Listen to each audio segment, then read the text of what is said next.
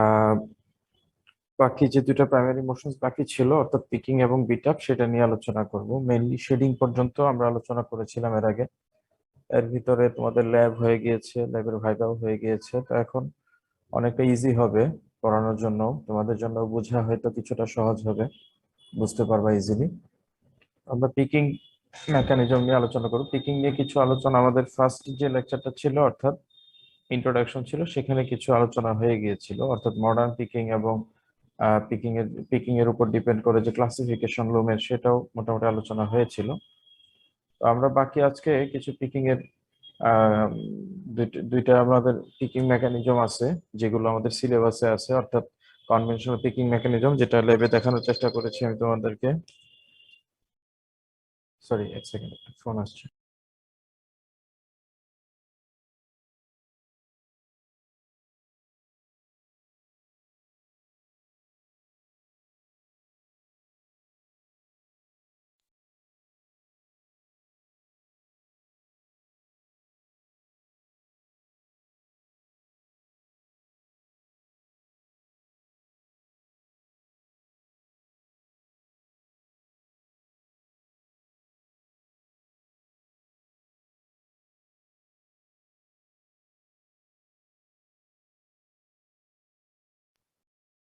Sorry, হ্যাঁ, পার্টিসিপেন্টসও বাড়ছে 72।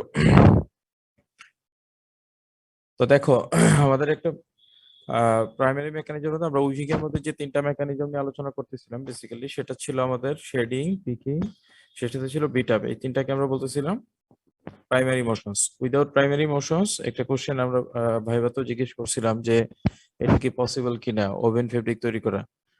তো এটার আনসার অনেকেই রাইট দিতে পেরেছিল, অনেকেই পারো নাই। তো যাই হোক, without primary motion oven fabric তৈরি করা তো পসিবল না। আরেকটা হচ্ছে যে সেকেন্ডারি মোশনস এর জন্য আমরা কোশ্চেন করেছিলাম, without secondary motions is it possible to produce oven fabric, oven fabric তৈরি করা পসিবল কিনা। সেই ক্ষেত্রে আনসারটা অনেকে দিতে পারছিল। তো এটার যেটা কারেক্ট যেটা আনসারটা ছিল সেটা হলো হ্যাঁ, আমরা without secondary motions just one pick, অর্থাৎ এক পিক ফেব্রিক তৈরি করতে পারবো, একটা ইন্টারল্যাসমেন্ট কমপ্লিট করবো, not a complete woven fabric তৈরি করতে পারবো, কারণ ওভেন ফেব্রিক তৈরি হতে গেলে মিনিমাম একটা লেন্থ লাগবে। তো সেই ক্ষেত্রে আমাদের শেডিং হওয়ার পরে, শেড প্রডিউস হওয়ার পরে, অর্থাৎ ফার্স্ট যে আমাদের যে প্রাইমারি মোশন ছিল, শেড প্রডিউস হওয়ার পরে আমাদেরকে একটা ওএফটিআর, দ্যাট মিন্স একটা পিক ইনসার্ট করতে হয়। এই সিঙ্গেল ওয়েভ থ্রেড যেটা কিনা ওভেন ফেব্রিকে আমরা ইনসার্শন করি সেটাকে বলা হয়ে থাকে পিক, এবং এটাকে অনেক সময় আমরা বলে থাকি এই জন্য পিকিং। হ্যাঁ, এই মেকানিজমটাকে বলা হয়ে থাকে পিকিং মেকানিজম। ঠিক আছে, এবং এটা হচ্ছে সেকেন্ড প্রাইমারি মোশনস আমাদের উইভিং এর ক্ষেত্রে। এই ক্ষেত্রে ফিলিং ইনসার্শন করা হয়, দ্যাট মিন্স অর্থাৎ ওয়েভ টিয়ারটাকে ইনসার্শন করা হয়। এই ওয়েভ টিয়ারটাকে ইনসার্শন করার যে প্রসেস সেটাকে আমরা বলে থাকি পিকিং অথবা ফিলিং ইনসার্শন। তো এখানে যেটা হয়, এটা একটা এইডস থেকে আরেকটা এইডস পর্যন্ত এই ওএফটিআনটা ওয়ার্পের যে শেডটা ফর্ম করে সেই শেডের ভিতরে আমরা পাস করে থাকি। এটা তোমাদের কাছে ক্লিয়ার এখন, আর অসুবিধা নেই। তো এইটার যে মেইন যে পারপোজ বা অবজেক্ট হচ্ছে আমাদেরকে একটা ওয়েভটা অথবা আমরা যে পিকটা ইনসার্শন করি সেটার মূল পারপোজটা যেটা হচ্ছে, একটা আগে থেকে একটা প্রি ডিটারমাইন্ড ভেলোসিটিতে আমাকে এটাকে ইনসার্ট করতে হবে, সেটা একটা। আরেকটা হচ্ছে যে শাটল যখন আমরা থ্রো করি, শাটলটা নির্দিষ্ট একটা শাটলের স্লে অ্যারেঞ্জমেন্ট থাকে, তোমরা জানো। এই স্লে অ্যারেঞ্জমেন্টের ভিতরে একটা শাটলটার ও যে ক্রস করবে সেই ক্রসিং এর একটা নির্দিষ্ট ফ্লাইট পাথ আছে, সেই পাথটা যেন ফলো করা হয়। সেটা যদি ডিফ্লেক্ট করে তাহলে সেখানে ডিফারেন্ট টাইপস অফ পিকিং এর ফলস তৈরি হয়, আমরা একটু পরে সেগুলো দেখব, সেটা যেন না হয়। এবং পিকিং এর যে ক্লাসিফিকেশন আমরা দেখেছিলাম, মনে আছে কিনা তোমাদের? হ্যাঁ, পিকিং এর যে ক্লাসিফিকেশন ছিল সেখানে হ্যান্ড পিকিং ছিল, পাওয়ার পিকিং ছিল, এগুলো নিয়ে ডিটেলস আমরা আলোচনা করেছি মোটামুটি। এর ভিতরে থ্রো শাটল ছিল, ফ্লাই শাটল ছিল, হিস্ট্রিক্যাল যে আমরা ব্যাকগ্রাউন্ড নিয়ে আলোচনা করেছিলাম সেখানে ছিল, কনভেনশনাল ছিল, মডার্ন ছিল। এবং কনভেনশনের ভিতরে দুইটা পিকিং ছিল, under picking, over picking. Mainly আমরা এখানে আন্ডার পিকিং মেকানিজম এবং ওভার পিকিং মেকানিজম নিয়ে আলোচনা করবো ইনশাল্লাহ। এর ভিতরে মডার্ন পিকিং মেকানিজম গুলো আমাদের জাস্ট নামগুলো আছে, কিন্তু এগুলোর কোনো মেকানিজম আমরা পড়বো না, এগুলো অ্যাডভান্সে আছে, সেগুলোকে ডিটেলস পড়ানো হবে ইনশাল্লাহ। ফেব্রিকে যারা আছে তাদেরকে পড়ানো হয়। তো বাকি তোমাদেরকে নামগুলো আমি দেখানোর চেষ্টা করছি, মেকানিজমটা কিছুটা হলেও শর্টলি দেখানোর চেষ্টা করছি। সেই তার ভিতরে একটা ছিল তোমাদের টরশন বার। সেটা টরশন বারটা বলা হয় মেইনলি, এটা বাদ ছিল যেটা সেটা আলোচনা করতেছি। টরশন বার হচ্ছে একটা বার ইউজ করা হয়, সেখানে একটা শ্যাফট বা বার থাকে, যে শ্যাফট থেকে মূলত আমাদের যে প্রজেক্টাইল আছে সেই প্রজেক্টাইলটাকে এখানে ফোর্সটা দেওয়া হয়, অর্থাৎ প্রজেক্টাইলের মেকানিজমটা টরশন বার মেকানিজম থেকে আসে। এই জন্য এটাকে প্রজেক্টাইল যে মেকানিজম আছে সেটাকে আমরা অনেক সময় টরশন বার যেখানে থাকে সেই বারের কারণে এটাকে টরশন বার পিকিং বলে থাকি। এটা জাস্ট প্রজেক্টাইল লুমেই থাকে মেনলি, অর্থাৎ প্রজেক্টাইলটাকে থ্রো করার জন্য, প্রজেক্টাইলকে মোশন দেওয়ার জন্য এই টরশন বারটা ইউজ করা হয়। এক ধরনের অ্যালয় মেটাল দিয়ে তৈরি একটা বার ইউজ করা হয়, সেই বারটা একটা নির্দিষ্ট অ্যাঙ্গেলে টুইস্ট করতে পারে এবং ডিটুইস্ট হতে পারে, এবং এই নির্দিষ্ট অ্যাঙ্গেলে টুইস্ট করে ডিটুইস্ট করার কারণে একটা ফোর্স সেটা প্রজেক্টাইলকে দিয়ে থাকে, এবং সেখান থেকে প্রজেক্টাইলটা মূলত ওয়েভটিয়ানকে ক্যারি করে লুমের এক পাশ থেকে আরেক পাশে নিয়ে যায়, সেটাকে বলা হয়ে থাকে টরশন বার পিকিং। পিকিং রয়েছে ফলস আছে, যেমন early picking, late picking, short picking, harsh picking এবং shuttle flying picking. Early picking হচ্ছে দ্যাট মিনস, তুমি যদি আমরা শাটল পিকিং এর ক্ষেত্রে আলোচনা করতেছি সবগুলোই, শেড ওপেন হওয়ার আগে যদি পিকিং শুরু হয় সেই ক্ষেত্রে যে প্রবলেমটা হবে সেটাই হচ্ছে আমাদের আর্লি পিকিং। এবং আর্লি পিকিং হলে যে প্রবলেমটা হবে, শেড ওপেন হওয়ার আগে যদি শাটলটা থ্রো করা হয় তাহলে কি ঘটবে? সাপোজ শেড ওপেন হয় নাই, অর্থাৎ শেডিং শুরু হয়নি, এই মুহূর্তে যদি পিকিং শুরু হয়ে যায় শাটলের মাধ্যমে, কি প্রবলেম হবে? স্যার ইন্টারলেসমেন্টই তো হবে ব্রেক না। হবে। হ্যাঁ, ইন্টারলেসমেন্ট হবে না, এরপরে স্যার ওয়ারপিয়ান ব্রেকেজ ব্রেক হবে, এবং দেখা যাবে যে সেলভেজ ফর্ম করবে না। হইতে পারে যে সে ওপেন হলো, যখন ওপেন হওয়ার দরকার তখন আলটিমেটলি শাটলটা শেডের মানে সবগুলো ইয়ার্নের উপরে চলে যাবে। দ্যাট মিনস প্রথম দিকে কিছু ইন্টারলেসমেন্ট হবে না এবং ওয়ারপিয়ান ব্রেক করবে, এবং সেই সাথে লুমটা স্টপও হয়ে যাবে, এবং এতগুলো ইয়ার্ন ব্রেকেজ আবার রিকভারি করতে অনেক লম্বা সময় চলে যায়। এই জন্য এই ধরনের পিকিংকে বলা হয় আর্লি পিকিং। এটা হচ্ছে যে আমাদের শাটলকে থ্রো করার জন্য আমাদের যে পিকিং টেপেট আছে, মনে আছে তোমাদের পিকিং টেপেট? পিকিং টেপেটটা যে পজিশনিং করা হয়, পিকিং টেপেটের এক নির্দিষ্ট টাইমিং আছে, যে টাইমিং এই শেডিং এর সাথে সিনক্রোনাইজ করা হয়। যখন এই আমরা লুম টাইমিং করেছিলাম, মনে আছে তোমাদের লুম টাইমিং ডায়াগ্রাম? শেডিং এর জন্য এত ডিগ্রি থেকে এত ডিগ্রি পর্যন্ত শেডিং হবে, দেন পিকিং হবে, দেন বিট আপ হবে। জি স্যার। হ্যাঁ, সেখানে যদি পিকিং টেপেটের টাইমিংটা যদি এরকম হয় যে শেডিং এর আগে আমি সেট করে দিলাম, অর্থাৎ শেডিং হওয়ার আগে পিকিং টেপেটের যে নোজ বিটটা আছে সেটা অলরেডি পিকিং শুরু করে দিবে, অর্থাৎ পিকিং স্টিককে সে ফোর্স দিবে, আমরা একটু পরে দেখবো, সেখান থেকে অর্থাৎ পিকিং শুরু হয়ে যাবে। এরকম যদি হয় তখন এই প্রবলেমটা হয়।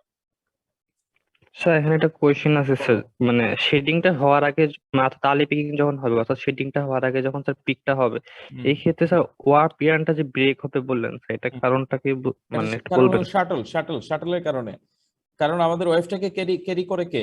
শাটলের ক্ষেত্রে আমরা কনভেনশনাল পিকিং নিয়ে আলোচনা করতেছি নরমালি। এই ধরনের পিকিং এর প্রবলেম গুলো কনভেনশনাল পিকিং এ বেশি হয়, মডার্নেও হয়, মডার্নের গুলো আমরা বলবো সঙ্গে সঙ্গে। তো মেইনলি হচ্ছে যে এই যে ব্রেকেজটা হয় এটা হয়ে থাকে মেইনলি হলো শাটলের ক্ষেত্রে। শাটলের ক্ষেত্রে যদি হয় শাটলটা কি হবে, শাটলটা মুভ করা শুরু করবে, অর্থাৎ একটা শাটল বক্স থেকে সে আরেকটা বক্সের দিকে যাওয়া শুরু করবে, থ্রো করা হবে তাকে। যখন থ্রো করা হবে আলটিমেটলি সামনে যাওয়ার পরেও কিন্তু কোনো মানে ইয়ার্ন কিন্তু ওখানে ওর জন্য কোনো গ্যাপ সৃষ্টি করে নাই, আলটিমেটলি শেড ক্রিয়েট করে নাই। তো যখন শেড ক্রিয়েট করে নাই, গ্যাপ সৃষ্টি করে নাই, তো সেই ক্ষেত্রে গিয়ে সে কিন্তু আলটিমেটলি যেখানে ওয়ার্প যে একটা লাইনেই ফর্ম করে আছে, অর্থাৎ সবগুলো ওয়ার্প হয় বটম পজিশনে বা সেন্টার পজিশনে রয়ে গেছে, সেখানে গিয়ে কিন্তু হিট করবে, এবং এই ফোর্সটার কারণেই মূলত আমাদের ইয়ার্নটা ব্রেক করবে। অর্থাৎ সেলভেজে যে ইয়ার্নগুলো থাকে, শুরুর দিকে যে ইয়ার্নগুলো থাকে সেগুলোর ব্রেকেজ হয়ে যাবে। মূলত ব্রেকেজ হবে শুধুমাত্র ওয়েফট, ইয়ার্ন এটাকে ব্রেক করতে পারবে না, কারণ ইয়ার্ন তো গিয়ে আরেকটা ইয়ার্নকে ছিঁড়তে পারবে না। এই শাটলের কারণে ইয়ার্নগুলো ব্রেক করবে, ওয়ার্প ইয়ার্ন। বুঝতে পারছো?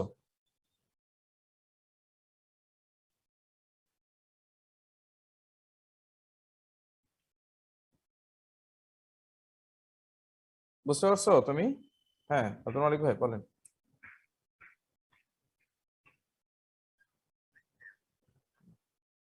হুম হুম, একটু একটু স্যারের সাথে যোগাযোগ করেন, মোরাদ স্যারের সঙ্গে। জি, ঠিক আছে, সরি। হ্যাঁ বলো। আরেকটা প্রবলেম হচ্ছে আমাদের লেট পিকিং। সাপোজ আমাদের শেড ক্রিয়েট হয়েছে, শেড ফর্ম করেছে, তখন আমাদের শেডটা একটা নির্দিষ্ট টাইমিং ডায়াগ্রাম পর্যন্ত শেডটা ওপেন অবস্থায় থাকবে, এটা মডার্নের ক্ষেত্রে এবং কনভেনশনাল ক্ষেত্রে। এই শেড ওপেন অবস্থায় আমি পিকিংটা যদি লেটে শুরু হয়, দ্যাট মিনস পিকিং এর টাইমিংটা যদি লেটে হয়, অর্থাৎ পিকিং শুরু হওয়ার কথা সাপোজ 90 ডিগ্রিতে, পিকিংটা শুরু হয়েছে 120 ডিগ্রিতে, তখন কি হবে? আলটিমেটলি 180 তে গিয়ে পিকিং শেষ হওয়ার কথা, ও আর একটু লেটে গিয়ে শেষ হবে। কিন্তু শেড ক্লোজিং টাইম ধরে নিলাম আমি যে শেড ক্লোজিং টাইম দেওয়া হয়েছে 170, বা 180, যখন কিনা পিকিংটা কমপ্লিট হওয়ার কথা ছিল, তো 180-তে কমপ্লিট না হয়েও যখন আরো বেশিতে যেতে থাকবে, অর্থাৎ শেডটা ক্লোজ হওয়া শুরু করবে, কিন্তু শাটলটা অলরেডি শেডের ভিতরেই রয়ে গেছে, অর্থাৎ ওয়ারপিয়ানকে পাস করে বের হয় নাই, শাটল বক্সে যায় নাই অপোজিটের, সেই ক্ষেত্রে কি ঘটবে?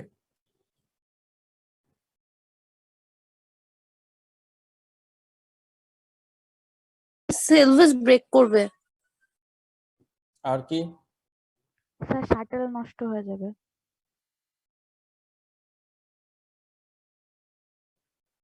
আর কিছু মাথায় আসে? শাটল ট্র্যাপ হয়ে যাবে। শাটলটা ট্র্যাপ হয়ে যাবে, ঠিক আছে। শাটল নষ্ট হবে, এটাও ঠিক আছে। শাটল নষ্ট হবে বলতে কি, এই ইয়ার্নের কারণে শাটলটা মূলত নষ্ট হবে না, কিন্তু ঘটনা হচ্ছে যখনই এই পিকটা লেট হবে, তো আলটিমেটলি তখন বিট আপ শুরু হবে। তো বিট আপের সময় যদি দেখা যায় যে শাটলটা মুভ করে যায় নাই, কোনো কারণে রয়ে গিয়েছে, কারণ টাইমিং যেহেতু উল্টাপাল্টা হয়ে গিয়েছে, টাইমিংটা লেট হয়ে গেছে, তো তখন বিট আপ হওয়ার সময় আলটিমেটলি তখন যদি ওখানে আমাদের স্টপ মোশন না থাকে, তাহলে রিডটাও ব্রেক করবে। এটাকে আমরা একটু পরে বলতেছি, একটু পরে আসতেছে আমাদের সেটা। তো এই শাটলটা থাকার কারণে আলটিমেটলি যখনই সেটা ক্লোজ হওয়া শুরু করবে, ফার্স্ট একদম শুরুতেই যেটা হবে, আমাদের ওয়ারপিয়ানটা ব্রেকেজ হবে ওই মুহূর্তে।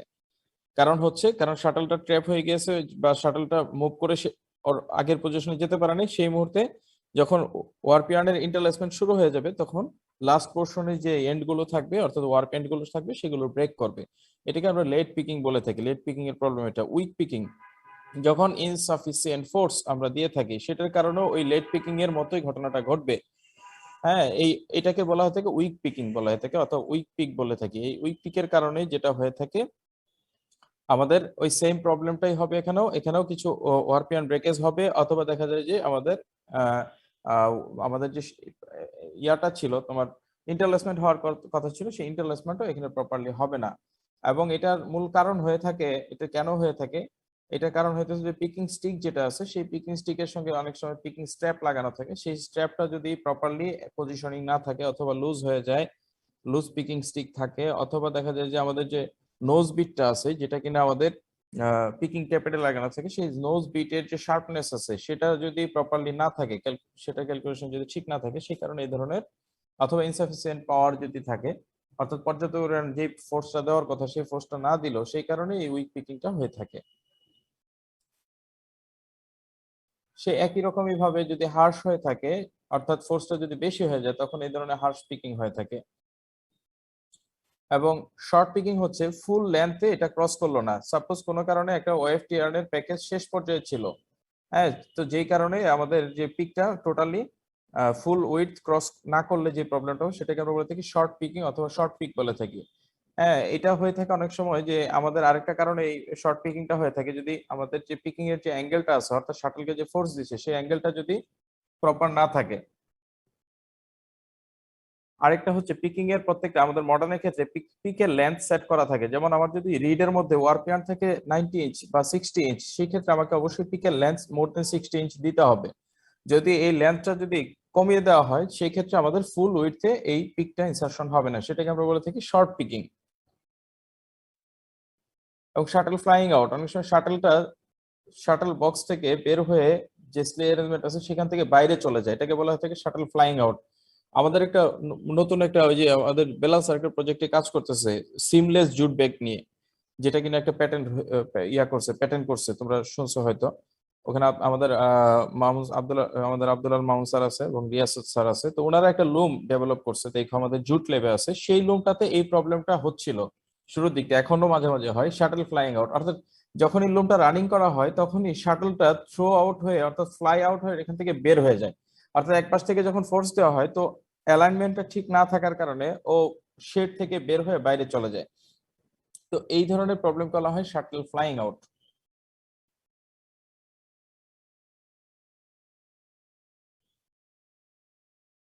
পিকিং ফল্টস গুলো তোমরা একটু সেলফ স্টাডি করবা।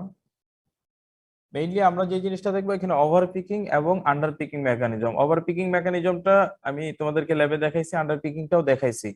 যদি তোমরা আমার সঙ্গে ল্যাব করে থাকো, যারা ছিল আমার গ্রুপ আমার সঙ্গে, কাদেরকে দেখাইছি? এনভায়রনমেন্টে ছিল ইয়ার্ন। জি স্যার, ইয়ার্নে দেখাইছেন। হ্যাঁ, এখানে তোমরা দেখতে পাচ্ছিলা যে আমাদের কনভেনশনাল যে লুম গুলো আছে, অর্থাৎ শাটল লুম আছে, সেখানে দেখবে একটা সার্কুলার ডিস্ক, অথবা এখানে কি ছিল একটা আমাদের ট্যাবলেটও থাকতে পারে, সার্কুলার ডিস্কও থাকতে পারে। নর্মালি এক্ষেত্রে সার্কুলার ডিস্কের মতোই থাকে, এবং এই সার্কুলার ডিস্কটা তোমার লুমের দুই সাইডে থাকে, অর্থাৎ বটম শেপের লেফট সাইড এবং রাইট সাইডের দিকে থাকে, অর্থাৎ লুমের দুই দুই আহ, দুই সাইডে থাকবে, দুইটা ডিস্ক থাকবে সেম। এখানে দেখো বি যেটা, এটা একটা বটম শেপ, বটম শেপের সাইড ভিউ দেখা যাচ্ছে, অর্থাৎ শেফটের লাস্ট প্রান্তটা দেখা যাচ্ছে, পুরোটা দেখা যাচ্ছে না। তো বি যদি একটা বটম শেফট হয়ে থাকে, এই বটম শেফটের সঙ্গে একটা সার্কুলার ডিস্ক লাগানো থাকে, এবং সেই সার্কুলার ডিস্ক যেটা থাকে সেই ডিস্কের ভিতরে দেখো একটা এই সার্কুলার ডিস্কটা যখন মুভ করতে থাকে, তো মুভ করার সঙ্গে সঙ্গে এখানে দেখো আরেকটা বোল লাগানো আছে সি, একটা এক্সট্রা পোর্শনের মতো, আলাদা একটা বলের মতো দেখা যায়, এটা সি, এটা হচ্ছে বোল। এই বলটা যখন এই বটম শেপ রোটেট করতে থাকে, এখানে এরো চিহ্ন দিয়ে দেখানো আছে, বটম শেপটা রোটেট করতে থাকবে। এই বটম শেপ রোটেট করার সময় এই বলটা ঘুরতে ঘুরতে আস্তে আস্তে এসে দেখো এখানে এসে পিকিং শো আছে একটা, এটাকে এই জন্য বলা হয় bowl and shoe under picking mechanism, অনেক সময় বলা হয়ে থাকে side lever under picking mechanism বলা হয়ে থাকে, অথবা অনেক সময় আমরা এটাকে পরীক্ষা দিয়ে থাকি bowl and shoe under picking মেকানিজমটা ডেসক্রাইব করো। তখন তুমি জাস্ট এই ফিগারটা ড্র করে নিজের মতো ব্রিফ করবে। এখানে দেখো দুইটা দুইটা ভিউ দেখানো আছে, হ্যাঁ, মানে দুইটা দুইটা ভাবে দেখানো আছে, দুইটা ভিউ, মানে দুইটা পোর্শন দুই দিক থেকে দেখানো আছে। দেখো লেফট সাইডের যে দুইটা পোর্শন অনলি দেখো, উপরে ডিস্ক এবং নিচে যে একটা লিভার আছে, দেখতে পাচ্ছ কিনা, এই দুইটা কিন্তু আলাদা জিনিস, এবং এই লিভারের শেষ প্রান্তটা পরের আরেকটা ফিগারের রাইট সাইডের ফিগারটাতে দেখানো আছে। তোমরা দেখতে পাচ্ছ কিনা, আমি স্পটলাইট নিয়ে নেই, ধরো sorry.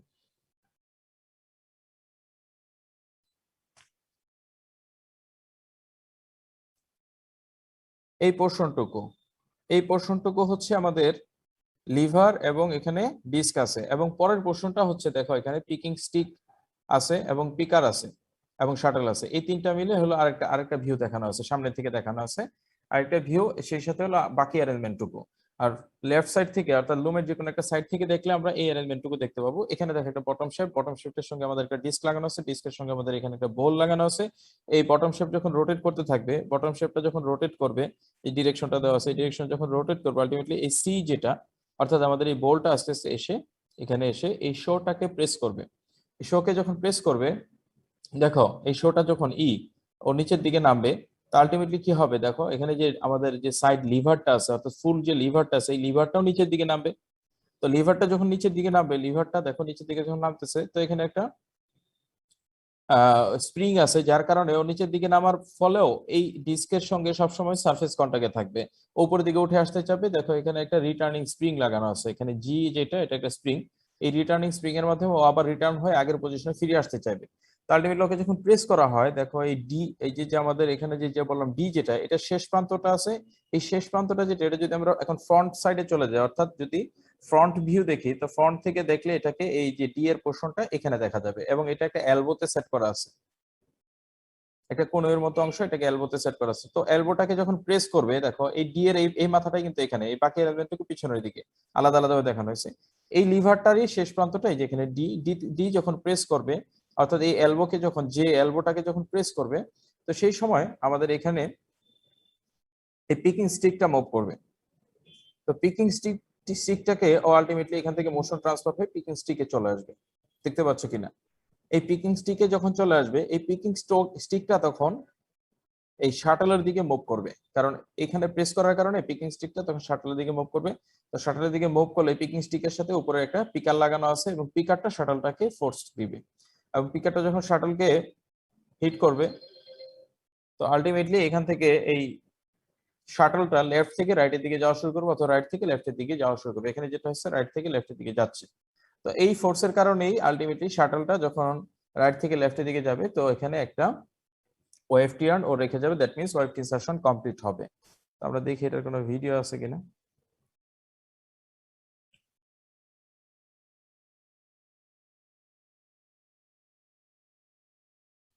The view that we are looking at is the side lever underpicking mechanism. The bottom shaft turns in the clockwise direction. When the crank is at the bottom center, the disc carrying the bolt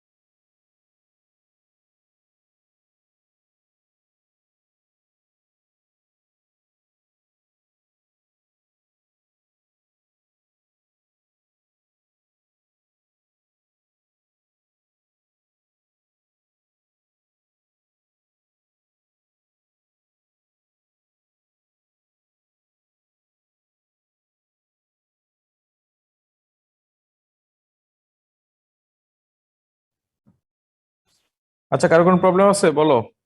বুঝো না এরকম কিছু আছে বলো দেখি, এখান থেকে বুঝতে পারো নাই? আন্ডার পিকিং মেকানিজমটা বুঝো নাই এরকম কেউ আছো? শুনতে পাচ্ছ আমাকে? হ্যালো? জি স্যার, শুনতে পাচ্ছি আমরা। হ্যাঁ, আন্ডার পিকিং মেকানিজমটা বুঝতে পারছো কিনা একটু বলো। জি স্যার, বুঝতে জি পেরেছি। হ্যাঁ, ঠিক আছে, বুঝতে পারলে আমরা তাহলে সামনে চলে যাব। আরেকটা হচ্ছে আমাদের over picking mechanism. Over picking মেকানিজমটাও সেম আন্ডার পিকিং এর মতো। আন্ডার পিকিং বলতেছে কেন, কারণ হলো এই দেখো এখানে পিকিং এর যে অ্যারেঞ্জমেন্টটা আছে, এই পিকারের পরের পিকারের আগের যে যত অ্যারেঞ্জমেন্ট আছে, পিকিং স্টিক বলো, এখানে আমাদের এলবো বলি, আমাদের লিভার বলি, ডিস্ক বলি, এভরিথিং নিচে থেকে ওকে মোশনটা দিচ্ছে সবকিছু, এবং পিকিং স্টিকটাও নিচে থেকে আসতেছে এভরিথিং। তো এই কারণে এটা এই টোটাল অ্যারেঞ্জমেন্ট অর্থাৎ পিকিং অ্যারেঞ্জমেন্টটা শাটলের নিচে থাকার কারণে, শাটল বক্সের নিচে থাকার কারণে এটাকে আমরা বলে থাকি আন্ডার পিকিং মেকানিজম, অর্থাৎ এটাকে এইভাবে নামকরণ করা হয়েছে। আর ওভার পিকিং হবে দেখো সেম একই জিনিস, অর্থাৎ মোশনটা পাচ্ছে বটম শিফট থেকেই, বাট এখানে যে পিকিং অ্যারেঞ্জমেন্টটা আছে, অর্থাৎ যে পিকিং স্টিক, পিকার, তারপর পিকিং স্ট্র্যাপ, এই সমস্ত কিছু এই আমাদের শাটলের স্পিন্ডল সবকিছু শাটলের উপরে থাকে, যে কারণে আমরা এটাকে ওভার পিকিং বলা হয়ে থাকে, এবং যে কারণে এটা নামকরণ করা হয়েছে ওভার পিকিং মেকানিজম। জাস্ট এই কারণে এটা ওভার পিকিং, এটা আন্ডার পিকিং। এই ক্ষেত্রে যেটা হয় দেখো, এখানে বটম শিফটের সাথে একটা পিকিং ট্যাপেট থাকে, যেটার কথা আমরা আলোচনা করেছি এবং একটা ক্যালকুলেশন করেছিলাম। যে পিকিং ট্যাপেট থাকে, দুই পাশে দুটো পিকিং ট্যাপেট থাকে। এই পিকিং ট্যাপেটের দেখো যে বটম শেপটা এখানে দেখা আছে, এবং এখানে দেখো পিকিং কোন এবং পিকিং ক্যাম, যেটা সেম পিকিং ক্যামটাই হচ্ছে পিকিং ট্যাপের। এই ক্যামের শেষ প্রান্তটা এখানে দেখা যাচ্ছে আমাদের পাশের পিকচারটাতে, যেটা আমাদের লুমের ছবি যেটা, সেটাতে এখানে দেখতে পাচ্ছ কিনা। এবং বটম শেপটা যখন রোটেট করতে থাকে, তখন এই পিকিং ক্যাম বা পিকিং ট্যাপেরটা আলটিমেটলি গিয়ে এই পিকিং কোনটাকে ফোর্স দেয়, পিকিং কোনটাকে প্রেস করে। এই যে এখানে দেখো এই পিকিং ট্যাপের যে নোজ বিট আছে, ও এই বটম শেপ যদি রোটেট করতে থাকে এই ডিরেকশনে, একটা সময় আসবে এই যে যে পিকিং ট্যাপের যে নোজ বিট আছে, ওই এক্সট্রা পোর্শনটা আছে, এই পোর্শনটা গিয়ে আমাদের ফোর্স দিবে এই যে কোন আছে, এই কোনটাকে, কনিক্যাল যে শেপ আছে এই কোনকে। এবং এই কোনটা আলটিমেটলি আমাদের একটা এখানে দেখো ভার্টিক্যাল শ্যাফট বলি আমরা এটাকে। এই ভার্টিক্যাল শ্যাফট বা পিকিং শ্যাফট যেটাই বলি, এই ভার্টিক্যাল শ্যাফটের মাঝখানে সেট করা আছে। তো এটা সেট করা থাকার কারণে ও যখন এটাকে প্রেস করবে, তো আলটিমেটলি এই ভার্টিক্যাল শ্যাফটটা কিন্তু রোটেট করবে। দেখো এখানে ডিরেকশনটা দেওয়া আছে, এই ডিরেকশনে এই ভার্টিক্যাল শ্যাফটটা রোটেট করবে। ভার্টিক্যাল শ্যাফটটা রোটেট করবে, ভার্টিক্যাল শ্যাফটের লাস্ট প্রান্তে অর্থাৎ উপরের প্রান্তে এখানে অ্যাঙ্গুলার অ্যারেঞ্জমেন্ট আছে। অ্যাঙ্গুলার অ্যারেঞ্জমেন্টের সাথে আমাদের পিকিং স্টিক আছে, পিকিং স্টিকের সঙ্গে এখানে স্ট্র্যাপ লাগানো আছে, পিকিং স্ট্র্যাপ, এবং স্ট্র্যাপের সঙ্গে পিকিং স্পিন্ডল আছে। দেন এই স্পিন্ডলের এই স্পিন্ডল বরাবর আমাদের এই পিকার যে আছে, পিকারটা মুভ করতে পারে। যখনই ও সামনের দিকে যাবে, এই পিকার আলটিমেটলি স্পিন্ডলকে ফলো করে সামনের দিকে আসবে।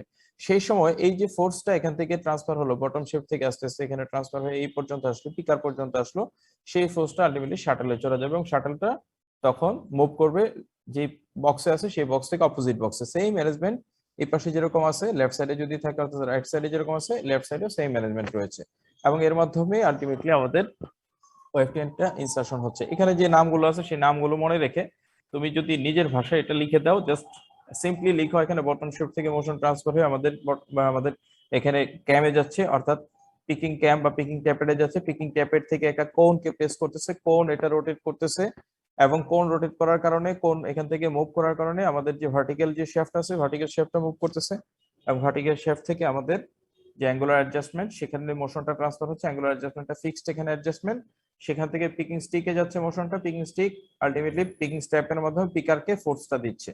সেই পিকার আমাদের এই শাটলকে মোশন ট্রান্সফার করে দিচ্ছে এবং শাটলকে হিট করতেছে, এবং শাটলটা লেফট থেকে রাইটে যাচ্ছে, এবং এটা ফলো করতেছে পিকিং পিকিং যে আমাদের পিকারটা আছে, পিকারটা পিকিং স্পিন্ডলকে ফলো করতেছে।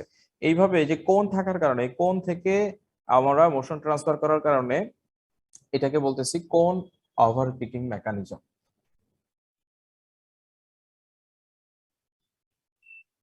দেখি এখানে মনে হয় এটা দেওয়া আছে। This view depicts the cone over pitching mechanism. You can see that the bottom shaft turns in the clockwise direction. When the crank is at the bottom center, the picking tappet nose hits the cone. কোনকে press করতেছে bottom shaft, Turns partially. Bottom শিফটে যে Turn. ক্যাম লাগানো আছে, এবং এটা return করার জন্য আবার এখানে ভার্টিক্যাল একটা ভার্টিক্যাল শ্যাফটের সাথে রিটার্নিং স্প্রিং আছে। The picking stick and the picker then return to their original positions by the action of the spring. Similar mechanism is fitted on the other side of the loom. So when the bottom shaft rotates by one turn, two picks are inserted. This is how the over-picking mechanism works in a loom. Clear? Question আছে কারোর? বলো।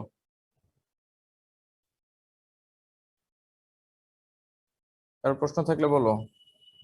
এই দুইটা mechanism mainly পরীক্ষায় আসে বা আমরা পড়াই থাকি বা বোঝার জিনিস এই দুইটাই, এবং এটার উপর ডিপেন্ড করে এয়ারজেট বলি, আমরা প্রজেক্টাইল বলি, র্যাপিয়ার বলি, মানে মূলত বেসিক প্রিন্সিপাল হলো এরকমই, অর্থাৎ ওয়েফটিয়ানকে পাস করতে হবে, সেটা যেটার মাধ্যমে হোক। যদি শাটলের মাধ্যমে করে থাকি তাহলে এই দুইটা ওয়েতে করতে হবে আমাদেরকে, হয় ওভার পিকিং অথবা আন্ডার পিকিং। আন্ডার পিকিং এর ক্ষেত্রে হতে পারে আমাদের এখানে বোল এন্ড শো আন্ডার পিকিং হতে পারে, আরেকটা হতে পারে কোন আন্ডার পিকিং। এ দেখো এখানে আন্ডার পিকিং মেকানিজম সব অ্যারেঞ্জমেন্ট নিচে আছে শাটলের, বাট এখানে শুধুমাত্র কোন ইউজ করা হয়েছে। এটা সাধারণত নরমালি আমরা সিলেবাসে ইনক্লুড করি না, বাকি জাস্ট আছে বলেই আমরা এটা দেখাচ্ছি। এই টাইপেরও কিছু কোন আন্ডার পিকিং মেকানিজম আছে। কোন ওভার পিকিং যেরকম একটু আগে দেখলাম, এখানে এই যে কোনের মাধ্যমে আমরা বটম শেফটের সঙ্গে একটা আমাদের পিকিং ট্যাপেট লাগিয়ে দিয়েছি, অর্থাৎ পিকিং ক্যাম আছে, সেটা থেকে আমাদের কোনের মাধ্যমে আমরা ওভার পিকিং করতেছি। সেম একইভাবে কোন আন্ডার পিকিং আছে। এখানে জাস্ট এই কোনের মাধ্যমে এই যে আমাদের একটা শ্যাফট আছে, যেই শ্যাফটের সঙ্গে বটম শ্যাফট থেকে মোশনটা ট্রান্সফার করে প্রথমে যাচ্ছে আমাদের পিকিং ট্যাপেটে, পিকিং ট্যাপেট থেকে কোণে ট্রান্সফার করতেছি, এবং কোণ থেকে আমাদের যে সাইড শ্যাফট আছে এই সাইড শ্যাফটটা রোটেট করবে। সাইড শ্যাফটে যেরকম একটা ডিরেকশন দেওয়া আছে সেই ডিরেকশনে রোটেট করবে, এবং সেই সময় একটা পিকিং স্ট্র্যাপ আছে, সেই স্ট্র্যাপটা এখানে ফিক্সড আছে, এই স্ট্র্যাপটাকে ও এই দেখো লুমের যেই সাইডটাতে আমাদের এই বটম শ্যাফট আছে অর্থাৎ ইনার সাইডের দিকে এটা মুভ করবে। ইনার সাইডের দিকে মুভ করার কারণে এখানে আমাদের পিভট করা আছে, আমাদের একটা পিকিং স্টিক আছে, সেই স্টিকটাকে মুভ করবে এবং স্টিকের সাথে এখানে পিকার লাগানো আছে ফিক্সড। এই পিকারটা শাটলকে মোশন দিবে। সিম্পলি একই জিনিস, যেখানে ছিল লিভারের মাধ্যমে, এবং ওখানে ডিস্ক ছিল, এবং এখানে জাস্ট ক্যাম আছে, এবং ক্যামের সাথে অর্থাৎ পিকিং ক্যাম বা ট্যাপেট আছে, ট্যাপেটের সঙ্গে সামনে কোন আছে, আর কিছু না।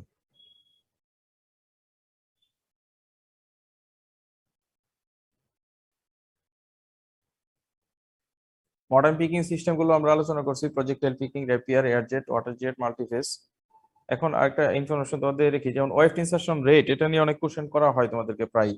হ্যাঁ, যে মডার্ন যে লুম গুলো আছে সেই লুম গুলো ওয়েফট ইনসারশন রেটটা কেমন অ্যাকচুয়ালি সেটা এখানে জাস্ট দেখানো হয়েছে। এটা ইনফরমেশনটা নেওয়া হয়েছে আমাদের যে ইটমা ফেয়ারটা হয় প্রতি 4 বছর পর পর, সেটার একটা ডাটাবেস এখান থেকে নেওয়া হয়েছে। এটা আমি দেখছি 2019-এর যে ডাটা সেটাও প্রায় কাছাকাছি, এখনো খুব বেশি চেঞ্জ হয়নি। অর্থাৎ রেপিয়ার রুমের ওয়েফট ইনসারশন রেট দেওয়া আছে, এখানে এয়ারজেট আছে, প্রজেক্টাইল আছে, মাল্টিফেসের লেটেস্ট যেটা সেটা দেওয়া আছে এখানে 4777। সোলজার M8300 যে মডেলটা আছে সেটাতে এই প্রায় 5000 মিটার পার মিনিট, আমরা এটা বলছিলাম মনে হয় মাল্টিফেজের সময়, যে 5000 metre per minute weft insertion rate.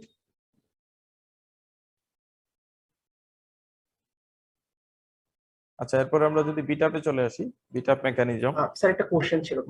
বলো। স্যার আন্ডার পিকিং আর হচ্ছে ওভার পিকিং, মানে এই দুটোর অ্যাপ্লিকেশনটা কখন হচ্ছে কোনটা ইউজ করা হয়, এমন কি কিছু আছে নাকি যে কোনটা ইউজ করা যাবে? হ্যাঁ, এটার অ্যাপ্লিকেশন আছে দুইটা। নরমালি যেটা হয় কি, আমাদের এখন তো আসলে ওভার পিকিং আন্ডার পিকিং কোথাও নাই। হ্যাঁ, শুধুমাত্র আমাদের এই যে কনভেনশনাল অল্প কিছু লুম রয়ে গেছে, শাটল লুম রয়ে গেছে, সেক্ষেত্রে ওভার পিকিং আন্ডার পিকিংটা আছে। আর আমাদের এখন মডার্ন যে যত ফ্যাক্টরি আছে এবং যত এখন ইন্ডাস্ট্রি আছে সব জায়গাতেই তোমরা মডার্ন পিকিং সিস্টেম গুলোই দেখবা। তবে ওভার পিকিং এবং আন্ডার পিকিং মেকানিজমের ক্ষেত্রে নর্মালি যে সমস্ত তোমার হেভি লুম গুলো আছে, হেভি লুমের ক্ষেত্রে যেমন জুট লুম গুলো যেগুলো আছে, এই লুম গুলোর ক্ষেত্রে বেশিরভাগ সময় দেখা যায় ওভার পিকিংটা ইউজ করা হয়। কোন ওভার পিকিং যেটা, অর্থাৎ হেভি শাটলকে মুভ করার জন্য বেশি পরিমাণ ফোর্স যেখানে লাগে সেক্ষেত্রে, অর্থাৎ জুট লুমের ক্ষেত্রে আমরা ওভার পিকিংটা ইউজ করি। আর নর্মালি কটনের ক্ষেত্রে ওভার পিকিং আন্ডার পিকিং দুইটাই আছে, তবে আন্ডার পিকিং এর মানে ব্যবহারটা বেশি। ওভার পিকিং মেকানিজমে পাওয়ার লসটা আবার বেশি হয় ওভার পিকিং এর ক্ষেত্রে, কারণ এখানে পিকিং স্ট্র্যাপ থাকে, সরাসরি হিট করতে পারে না, যে কারণে এখানে পাওয়ার লসটা ওভার পিকিং এর ক্ষেত্রে বেশি। যেন এখানে মোশনটা ট্রান্সফার হচ্ছে অনেকগুলো ওয়েতে, এবং অনেকগুলো এখানে স্টেপ বাই স্টেপ ওকে যেতে হচ্ছে, কিন্তু এই তুলনায় মোর ডিরেক্ট হচ্ছে আমাদের আন্ডার পিকিং মেকানিজম কম্পারেটিভলি, অর্থাৎ সেখানে পাওয়ার লস কম্পারেটিভলি কম হয়। তো এই জন্য আমরা কটনের ক্ষেত্রে ওভারপিকিং আন্ডারপিকিং দুইটাই ইউজ করি, কিন্তু নর্মালি যেটা হয় আমাদের ওভারপিকিংটা জুট লোমের ক্ষেত্রে বেশি ইউজ হয়। হুম, যেখানে হেভি শাটল ইউজ হয় সেখানে। আর কিছু? না আসসালামু আলাইকুম স্যার। স্যার বলো। স্যার অনেকেই জয়েন করতে পারতেছে না, ওরা বলতেছিল যে স্যার যদি একটু জয়েন করে একটু। কি সমস্যা? আমি তো কোনো পাসওয়ার্ড মানে দেইনি, যে কিছুই দেইনি। কানেক্টিং দেখাচ্ছে, ওরা বলতেছিল যে। কারণ কি? আমি তো ওয়েটিং রুমও দেইনি, কিছুই দেইনি। আচ্ছা তাহলে আবার বলি ওদের ট্রাই করার জন্য। হ্যাঁ হ্যাঁ, একটু ট্রাই করতে বলো, কারণ সবাই তো জয়েন করছে অলরেডি, কোনো অসুবিধা নেই। আমি তো কোনো ইয়াও দেইনি, ব্যারিয়ারও দেইনি, ওপেন আছে। ওকে স্যার, ওকে। আচ্ছা, আমরা একটু বিটাপে যাই, এরপরে আবার লেট অফ টেক আপ আছে, দেন আমাদের আরো অনেকগুলো বিষয় আছে, আমরা দেখি আরেকটা ক্লাস লাগবে আমাদের ইনশাআল্লাহ শেষ হবে। আচ্ছা, বিটাপের ক্ষেত্রে এটা হলো আমাদের থার্ড প্রাইমারি ইমোশন। বিটাপটা আমরা কেন করে থাকি বলো তোমাদের থেকে কেউ একজন? বিটাপটা কেন করে থাকি? হোয়াট ইজ বিটাপ বা বিটাপ মানে অবজেক্ট অফ বিটাপ, কেন, কি দরকার বিটাপ মেকানিজমটা, কি জিনিস বিটাপ? স্যার, বিটআপটা তো করাই হচ্ছে যাতে আমাদের ইন্টারলেসমেন্টটা হয়, মানে ইন্টারলেসমেন্টটা হয় যাতে ফেব্রিক প্রোডাকশনটা হতে পারে। ওয়েফটিয়ানটাকে হচ্ছে ক্যারি করে নিয়ে যায়, মানে ক্যারি করার পরে দেন ওটা ক্লথ ফেল পর্যন্ত নিয়ে যায়। এটা কি বিটাপে করে ক্যারি করে নিয়ে যায় কে বিটাপ? না মানে স্যার, ওয়েফটিয়ানটা যখন ক্যারি হয় তারপর হচ্ছে যে ওয়ার্কার ওয়েফের যে ইন্টারলেসমেন্টটা সেটা তো হচ্ছে বিটআপটা করে। হুম, মেইনলি বিটাপটা। বিটাপে স্যার ইন্টারলেসমেন্টটা স্যার কি ক্লথ ফেলে নিয়ে যায় আর কি স্যার, হ্যাঁ এটা? হ্যাঁ, এই রাইট রাইট, গুড, ঠিক বলছো। এটা আমরা এখানে লেখা আছে দেখো, মেইনলি যেটা হচ্ছে আফটার বিটাপের পরে যে আমরা যে নিউলি ইনসার্টেড ওয়েফটিয়ান, অর্থাৎ নতুন ভাবে যে ওয়েফটিয়ানটা ইনসার্ট করেছি, অর্থাৎ সর্বশেষ লাস্ট যে ওয়েফটিয়ানটা ইনসার্ট হয়েছে, অর্থাৎ যে পিকটা ইনসার্ট হয়েছে, সেই পিকটাকে পজিশনিং করতে হবে অ্যাকর্ডিং টু দ্য পিপিআই অনুসারে আমাদের টেক আপ হবে। সেই ক্ষেত্রে আমাদের টেক আপই আমাদেরকে বলে দিবে যে আমাদের পিপিআই কত হবে, কিন্তু আমাকে বিটাপের মাধ্যমে সেই পজিশনে পজিশনিং করতে হবে। দ্যাট মিন্স আমাকে এটাকে পুশ করে, নিউলি ইনসার্টেড ওয়েফটিয়ানটাকে পুশ করে সেটাকে ফেল অফ দ্য ক্লথে পজিশনিং এর প্রসেসকে বলা হইতেছে বিটাপ, এক কথায় বলতে গেলে। ঠিক আছে, অর্থাৎ তাকে আমি বিট করে বাড়ি দিয়ে ওই পজিশনে নিয়ে যাব প্রত্যেকবার, কারণ ওয়েফট ইনসারশনটা যেখানে হচ্ছে সেটা কিন্তু আলটিমেটলি আমাদের যে শেড ক্রিয়েট করার পরে সেটা কিন্তু আমাদের ফেল অফ দ্য ক্লথ যে পর্যন্ত কাপড় তৈরি হয়ে আছে তার কিন্তু বেশ অনেকটা দূরে থাকে, অর্থাৎ সেখানে অনেক বড় একটা গ্যাপ থাকে। সেই গ্যাপটাকে মিনিমাইজ করে, সেই এক্সট্রা যে স্পেসটা আছে সেটা মিনিমাইজ করে বিট করে আমাদের অ্যাপ্রোপ্রিয়েট যে পজিশন আছে সেই পজিশনে পজিশনিং করার জন্যই যে ফোর্সটা দেওয়া হয় সেটাকে বলা হইতেছে, যে মেকানিজমটা ইউজ করা সেটাকে বলা হয় বিটা। বুঝতে পারছো কিনা? বিটা বাই দেখো, to push the newly inserted ওয়েফটিয়ান to the fell of the cloth to produce compact fabric. Ultimately fabric হইতে গেলে এটা লাগবে, কম্প্যাক্ট হোক আর কম্প্যাক্ট ছাড়া হোক, সেটা আসলে ডিপেন্ড করে আমাদের টেক আপ এবং লেট আপের উপর। মেইনলি হচ্ছে আমাদের ফেল অফ দ্য ক্লথে পজিশনিংটাকেই আমরা বলতেছি বিটা। বিটাকে অনেক ভাবে ভাগ করা হয়েছে এখানে according to the number of বিটাপের উপর ডিপেন্ড করে। সিঙ্গেল বিটাপ হতে পারে, ডাবল বিটাপ হতে পারে, অর্থাৎ একটা লুম সাইকেল কমপ্লিট হওয়ার সময় যদি একটা বিটাপ হয় সেটাকে বলা হয় সিঙ্গেল বিটাপ, কিংবা একটা লুম সাইকেল কমপ্লিট হওয়ার সময় যদি দুইটা বিটাপ হয় সেটাকে বলা হয় double beat up. According to the movement of the cloth ফেলের মুভমেন্টের উপর ডিপেন্ড করে ফিক্সড বিটাপ এবং মুভিং ফেল দুই ধরনের বিটাপ হয়ে থাকে। তোমরা টাওয়েল দেখছো? টাওয়েল আমাদের একটা টেরি লুম ছিল, রেপিয়ার লুম চালায় দেখাইছিল, মনে আছে? সবাইকে দেখায়নি হয়তো, কাউকে কাউকে দেখানো হয়েছিল। জি স্যার, দেখানো হয়েছিল।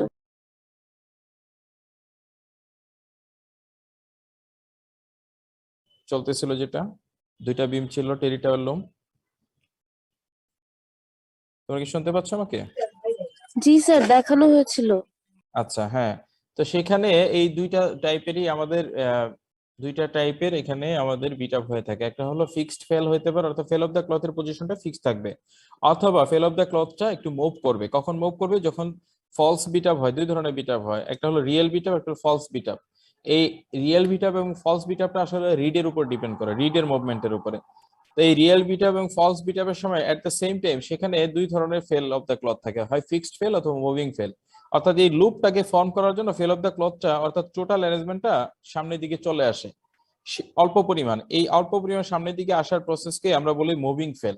এই মুভিং ফেলের কারণেই মূলত লুপ গুলোকে ফর্ম করা হয়, লুপ ফর্ম করে। আরেকটা হলো ফলস অর ভেরিয়েবল বিটআপ, অর্থাৎ রিয়েল বিটআপ হবে না। দুইটা হালকা বিটআপ হওয়ার পরে ফাইনালি থার্ড বিটআপের সময় একদম ফাইনাল বিটআপ হবে, ওই পজিশনে যাবে। এই তিন পিক পর পর এই ফাইনাল বিটআপ হওয়ার কারণে বা রিয়েল বিটআপ হওয়ার কারণে এই ধরনের যে ফেব্রিকটা তৈরি হয় সেটাকে বলা হয় থ্রি পিক টেরি ফেব্রিক, অর্থাৎ থ্রি পিক টাওয়েল যেটাকে বলি। 3 পিকে এটা রিপিট হয়, তাই জন্য থ্রি পিক টেরি বলা হয় এটাকে। 3টা পিক মিলে একটা লুপ ফর্ম করে, 3টা পিক পর পর একটা লুপ ফর্ম করে, অর্থাৎ ওয়েভের দিকে 3টা ইয়ার্ন যাওয়ার পরে ওয়ার্পের দিকে লুপ ফর্ম করে। সেটা আমরা ওদের টাওয়েলের ক্ষেত্রে হয়ে থাকে, এটা স্পেশাল বিটআপ।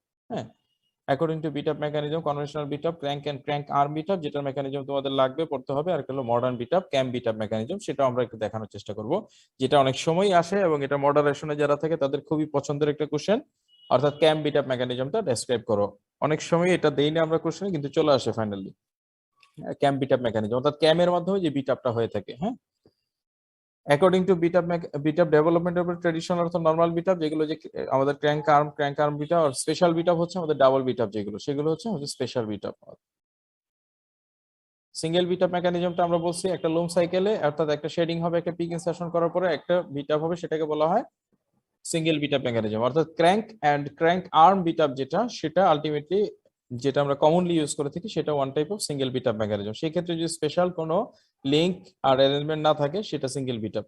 তো ডাবল বিটআপও করা হয় অনেক সময়, সেটা এখন আর না, ইউজ করা হয় না কোথাও, আমি দেখিনি এখন পর্যন্ত, যেটা কিনা ছিল আগে। কিন্তু নর্মালি ক্র্যাঙ্ক আর্ম বিটআপ হচ্ছে one type of single beat up mechanism. এখানে স্লে সোর্ড থাকে, আমি তোমাদেরকে দেখাইছিলাম স্লে সোর্ড, মনে আছে? এই পিকচারটা কি দেখা যাচ্ছে? হাতে ড্র করা একটা ছবি। জি স্যার দেখা যাচ্ছে। হ্যাঁ, এইভাবে এঁকে দিলেই হয়ে যাবে ক্র্যাঙ্ক আর্ম বিটআপ। এখানে দেখো সাইড ভিউ দেখানো হয়েছে, টোটালটা কি একটা সাইড ভিউ। কিসের সাইড ভিউ? দেখো এই যে আমাদের স্লে অ্যারেঞ্জমেন্টটা থাকে, সেই স্লে অ্যারেঞ্জমেন্টের একটা সাইড ভিউ। তো এই সাইড ভিউর ভিতরে দেখো এই যে আমাদের ক্র্যাঙ্ক শেফট যেটা থাকে, ক্র্যাঙ্ক শেফটের লাস্ট পোর্শনটা দেখানো আছে এখানে। ক্র্যাঙ্ক শেফট মনে আছে? Crank shaft, bottom shaft, crank শেফটের আমরা ক্যালকুলেশন করেছিলাম না, ক্র্যাঙ্ক শেফট যেখান থেকে মূলত রিড কে মোশন দেওয়া হয়, অর্থাৎ যে যেখানে যদি রিড লাগানো থাকে, পুরো স্লে অ্যারেঞ্জমেন্টটা সামনের দিকে যাচ্ছিল আবার ব্যাকে যাচ্ছিল না, পুরো স্লে অ্যারেঞ্জমেন্টটা যে সামনে যাচ্ছিল বিটআপ করে আবার ব্যাকে চলে আসতেছিল, সেই এই স্লে অ্যারেঞ্জমেন্ট, অর্থাৎ এই পুরো স্লে অ্যারেঞ্জমেন্টটাকে যে সামনের দিকে নিয়ে যাচ্ছিল রিড সহ, এখানে রিড লাগানো থাকে, এই রিড দেখো এখানে লেখানো আছে, রিড লাগানো থাকে, এই রিডটাকে সহ সামনের দিকে নিয়ে যাওয়ার জন্য এখানে ক্র্যাঙ্ক আছে। এই ক্র্যাঙ্ক শ্যাফটটা যখন রোটেট করতে থাকে, ক্র্যাঙ্ক শ্যাফট যখন ঘুরতে থাকে, তো ক্র্যাঙ্ক পজিশনে মূলত আমাদের এই ক্র্যাঙ্ক আর্ম লাগানো থাকে। এই ক্র্যাঙ্কের সঙ্গে যখন ক্র্যাঙ্ক আর্ম লাগানো থাকে, ক্র্যাঙ্ক ঘুরতে করতে ক্র্যাঙ্কটা কেমন থাকে তোমরা দেখছিলাম, মনে আছে? ক্র্যাঙ্কটা যে রোটেট করতে থাকবে এই পজিশনে, ক্র্যাঙ্ক রোটেট করতে থাকলে ক্র্যাঙ্কের সঙ্গে যে আর্ম লাগানো আছে, ক্র্যাঙ্ক একটা সময় 0 ডিগ্রিতে থাকে, ক্র্যাঙ্ক 180 ডিগ্রিতে থাকে, অর্থাৎ যে পাকা পোর্শনটা আছে এখানে যদি ক্র্যাঙ্ক লাগানো থাকতো, অর্থাৎ আমি একটু ড্র করি দেখি,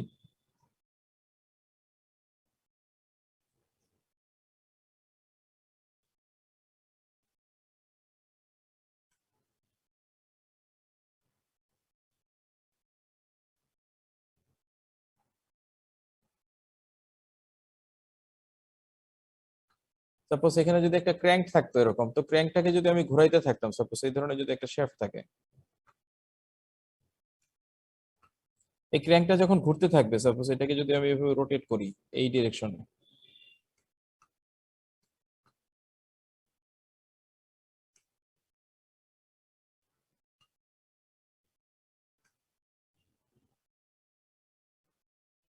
এটা একটা শ্যাফট, ক্র্যাঙ্ক শ্যাফটের ক্র্যাঙ্ক পজিশনে এই পাকা পজিশনটাতে আমি এখানে একটা ক্র্যাঙ্ক আর্ম সেট করে দিছি। এই ক্র্যাঙ্ক শ্যাফটের যখন ক্র্যাঙ্ক শ্যাফট রোটেট করতে থাকবে, তো আলটিমেটলি এই ক্র্যাঙ্কের পজিশন কখনো 0 ডিগ্রিতে, কখনো আবার 180 ডিগ্রিতে, অর্থাৎ যখন টপ মোস্ট ফরওয়ার্ড পজিশনে থাকবে এই পজিশনটা, এই যে লাস্ট পজিশন যেখানে আমি এটাকে অ্যাটাচ করে দিয়েছি, অর্থাৎ ক্র্যাঙ্কের সঙ্গে ক্র্যাঙ্ক আর্ম যেখানে অ্যাটাচ অবস্থায় আছে, তো সেই পজিশনে কি হবে দেখো, এই যে এই পজিশনটা যদি হয়, এই পজিশনটা কখনো এই পজিশনে থাকবে, কখনো নিচের দিকে থাকবে, কখনো পিছনে থাকবে, এরকম হবে কিনা, বুঝতে পারতেছো কিনা? হ্যাঁ, তখন ও যখন টপমোস্ট ফরওয়ার্ড পজিশনে থাকবে, সবচেয়ে বেশি ফরওয়ার্ড পজিশনে থাকে, তখন আলটিমেটলি এই ক্র্যাঙ্ক আর্মকেও ধাক্কা দিবে। ক্র্যাঙ্ক আর্মকে ধাক্কা দেওয়ার কারণে এই যে আমাদের যে ক্র্যাঙ্ক আর্মের সঙ্গে যে এখানে আমাদের স্লে অ্যারেঞ্জমেন্টটা, অর্থাৎ আমাদের যে রিড সহ পুরো অ্যারেঞ্জমেন্টটা লাগানো আছে, এই ক্র্যাঙ্ক আর্মটা এই কানেক্টিং পিনের মাধ্যমে এই টোটাল স্লে অ্যারেঞ্জমেন্টটাকে ফরওয়ার্ডের দিকে নিয়ে যাবে এবং এখানে একটা বিট আপ কমপ্লিট হবে রিডের মাধ্যমে, রিডটা সামনের দিকে যাবে। আবার যখন এটা ক্র্যাঙ্কটা ঘুরতে ঘুরতে পিছনের দিকে চলে যাবে 180 ডিগ্রিতে চলে যাবে, আলটিমেটলি এটাকে ধরে এই ক্র্যাঙ্ক আর্মটাকে ধরে আবার পিছনের দিকে ব্যাকে নিয়ে আসবে এবং এটাকে নিচের দিকে সাপোর্ট দিয়ে রাখার জন্য যে আমরা একটা লিভারের মতো অ্যারেঞ্জমেন্ট ইউজ করেছি সেটাকে আমরা বলে থাকি সোর্ড, এটাকে বলা হয় স্লে সোর্ড। এই স্লে সোর্ডটা লাগানো থাকে একটা শ্যাফটের ভিতরে, যে শ্যাফটটা মূলত রকিং মোশন দেয়, আমাদের রকিং চেয়ারের যে মোশন সেই টাইপের একটা মোশন দিয়ে থাকে, কারণ ও সামনের দিকে যাচ্ছে পিছনের দিকে যাচ্ছে, এই সময় এই মোশনটা রকিং শ্যাফট জাস্ট সাপোর্ট দিয়ে রাখে, এই জন্য এটাকে বলা হয় থাকে রকিং শ্যাফট। এই রকিং শ্যাফটের সঙ্গে স্লে সোর্ড লাগানো আছে, স্লে সোর্ডের উপরই ভাগে এখানে এই যে শাটল চলাচলের জন্য স্লে অ্যারেঞ্জমেন্ট আছে, রাস্তা আছে, সাইড ভিউ দেখতেছি আমরা, এবং তার উপরেই মূলত এখানে রিড লাগানো আছে। এই রিডের সামনে দিয়ে শাটলটা মুভ করে এবং এর পিছনে এই রিডটাকে অর্থাৎ পুরো অ্যারেঞ্জমেন্টটাকে মোশন দেওয়ার জন্য আমরা এখানে ক্র্যাঙ্ক শ্যাফট থেকে ক্র্যাঙ্ক আর্মের মাধ্যমে মোশনটাকে ট্রান্সফার করেছি, এই জন্য এটাকে বলা হয় থাকে crank arm beat up mechanism.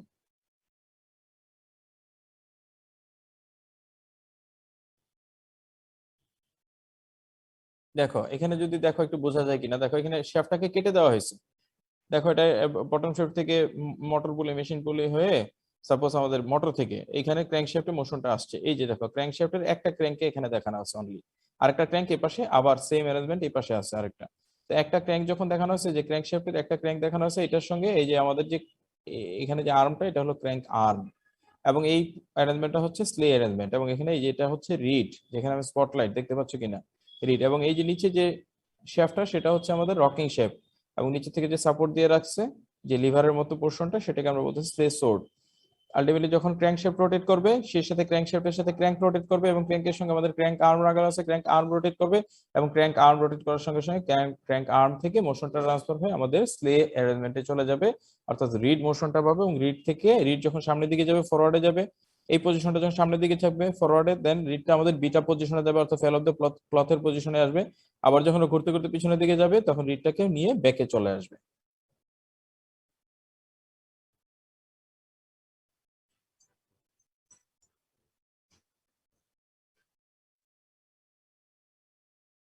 দেখতে পাচ্ছ Parts of a beat-up এই যে এখানে যে পোর্শনটা সেটাই হলো আমাদের ক্র্যাঙ্ক পোর্শন, এখান থেকে মূলত এই যে ক্র্যাঙ্ক আর্মের মাধ্যমে আমাদের মোশনটা ট্রান্সফার হচ্ছে, পুরো স্লে অ্যারেঞ্জমেন্টের সামনের দিকে রোটেট করতেছে সামনে গিয়ে, অর্থাৎ রিডকে মোশন দিচ্ছে। mechanism can be seen দেখতে পাচ্ছ here. কেন স্লে অ্যারেঞ্জমেন্টের Look সামনে at the পিছনে যাচ্ছে, crankshaft, the crank arm, connecting pin and slay sword. Now we can see the working of the beat-up mechanism.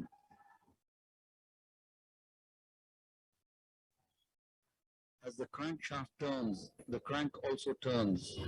Now the crank arm moves to and fro, and hence the connecting pin and slay sword also move to and fro. এই two and ফ্রোটা মোশনটা আসতেছে mainly দেখো আমাদের এই যে crank থেকে, এবং পুরো অ্যারেঞ্জমেন্টটাকে সামনের দিকে নিচ্ছে এবং পিছনের দিকে, যখন সামনে যাচ্ছে বিট আপ হচ্ছে রিডের মাধ্যমে এবং ব্যাকে চলে আসতেছে তখন ব্যাকওয়ার্ড পজিশনে। দেখো এই পাশে যে অ্যারেঞ্জমেন্টটা সেম অ্যারেঞ্জমেন্ট লেফট সাইডে আছে, অর্থাৎ বোথ সাইডে সেম অ্যারেঞ্জমেন্ট রয়েছে। এই শেফটাকে ফলো করে আসতেছে, শেফটের এই পাশেও আরেকটা crank, Shows another slay sword on the other side of the loom. আরেকটা স্লেসোড আছে সেম।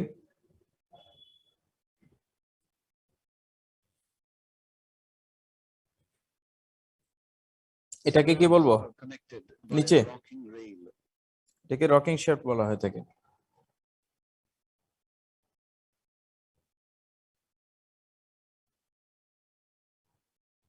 এই যে রিডের মোশনটা দেখানো আছে slow motion. We can see the forward and backward movements of the reed.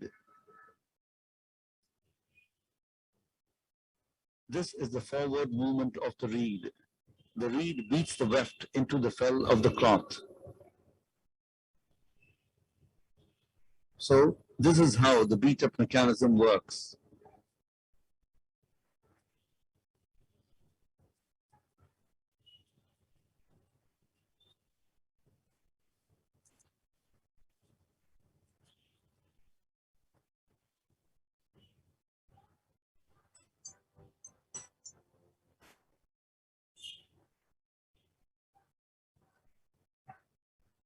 বলো বিট আপ নিয়ে কারোর প্রশ্ন আছে কিনা বলো, সিঙ্গেল বিট আপ।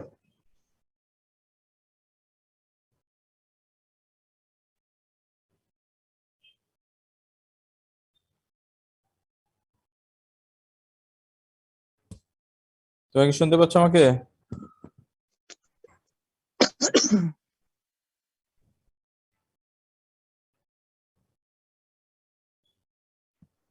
আমরা ডাবল বিটআপ দেখি। ডাবল মেকআপ মেকানিজমটা এখন আসলে কোথাও ইউজ হয় না, বাট মেকানিজমটা যেহেতু ছিল আমরা একটু কনসেপ্টটা দেখে রাখি, আর কিছু না। এটার মেকানিজম ডিটেলস নরমালি আসে না, জাস্ট আমরা একটু বোঝার জন্য এখানে দেখাইছি। সেটা হলো যে আমাদের খুব কম্প্যাক্ট ফেব্রিক যেগুলো আগে তৈরি করতে হতো, এখন সব ধরনের ফেব্রিকই আমরা ক্যাম বিটআপের মাধ্যমে তৈরি করতে পারি, এবং মডার্ন যে বিটআপ আছে ক্র্যাঙ্ক বিটআপ, সেটার মাধ্যমে তৈরি করা পসিবল।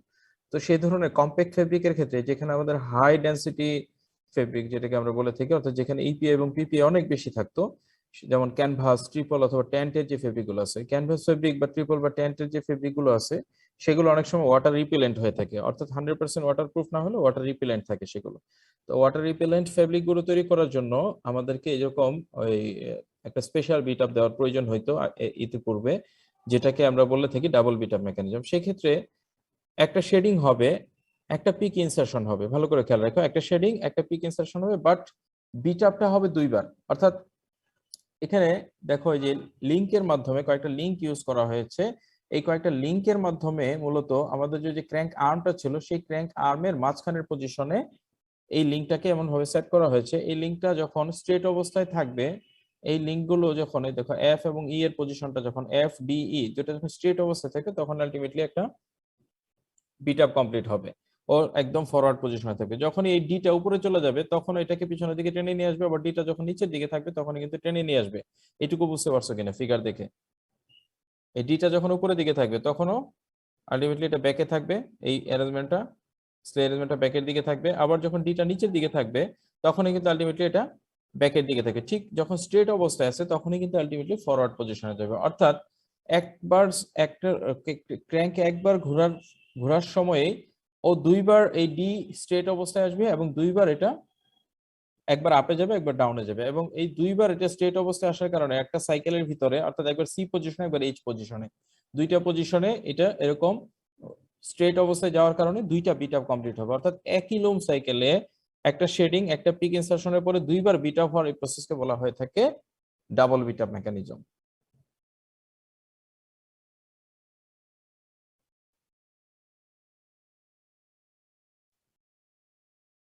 বুঝা যায় কিছু?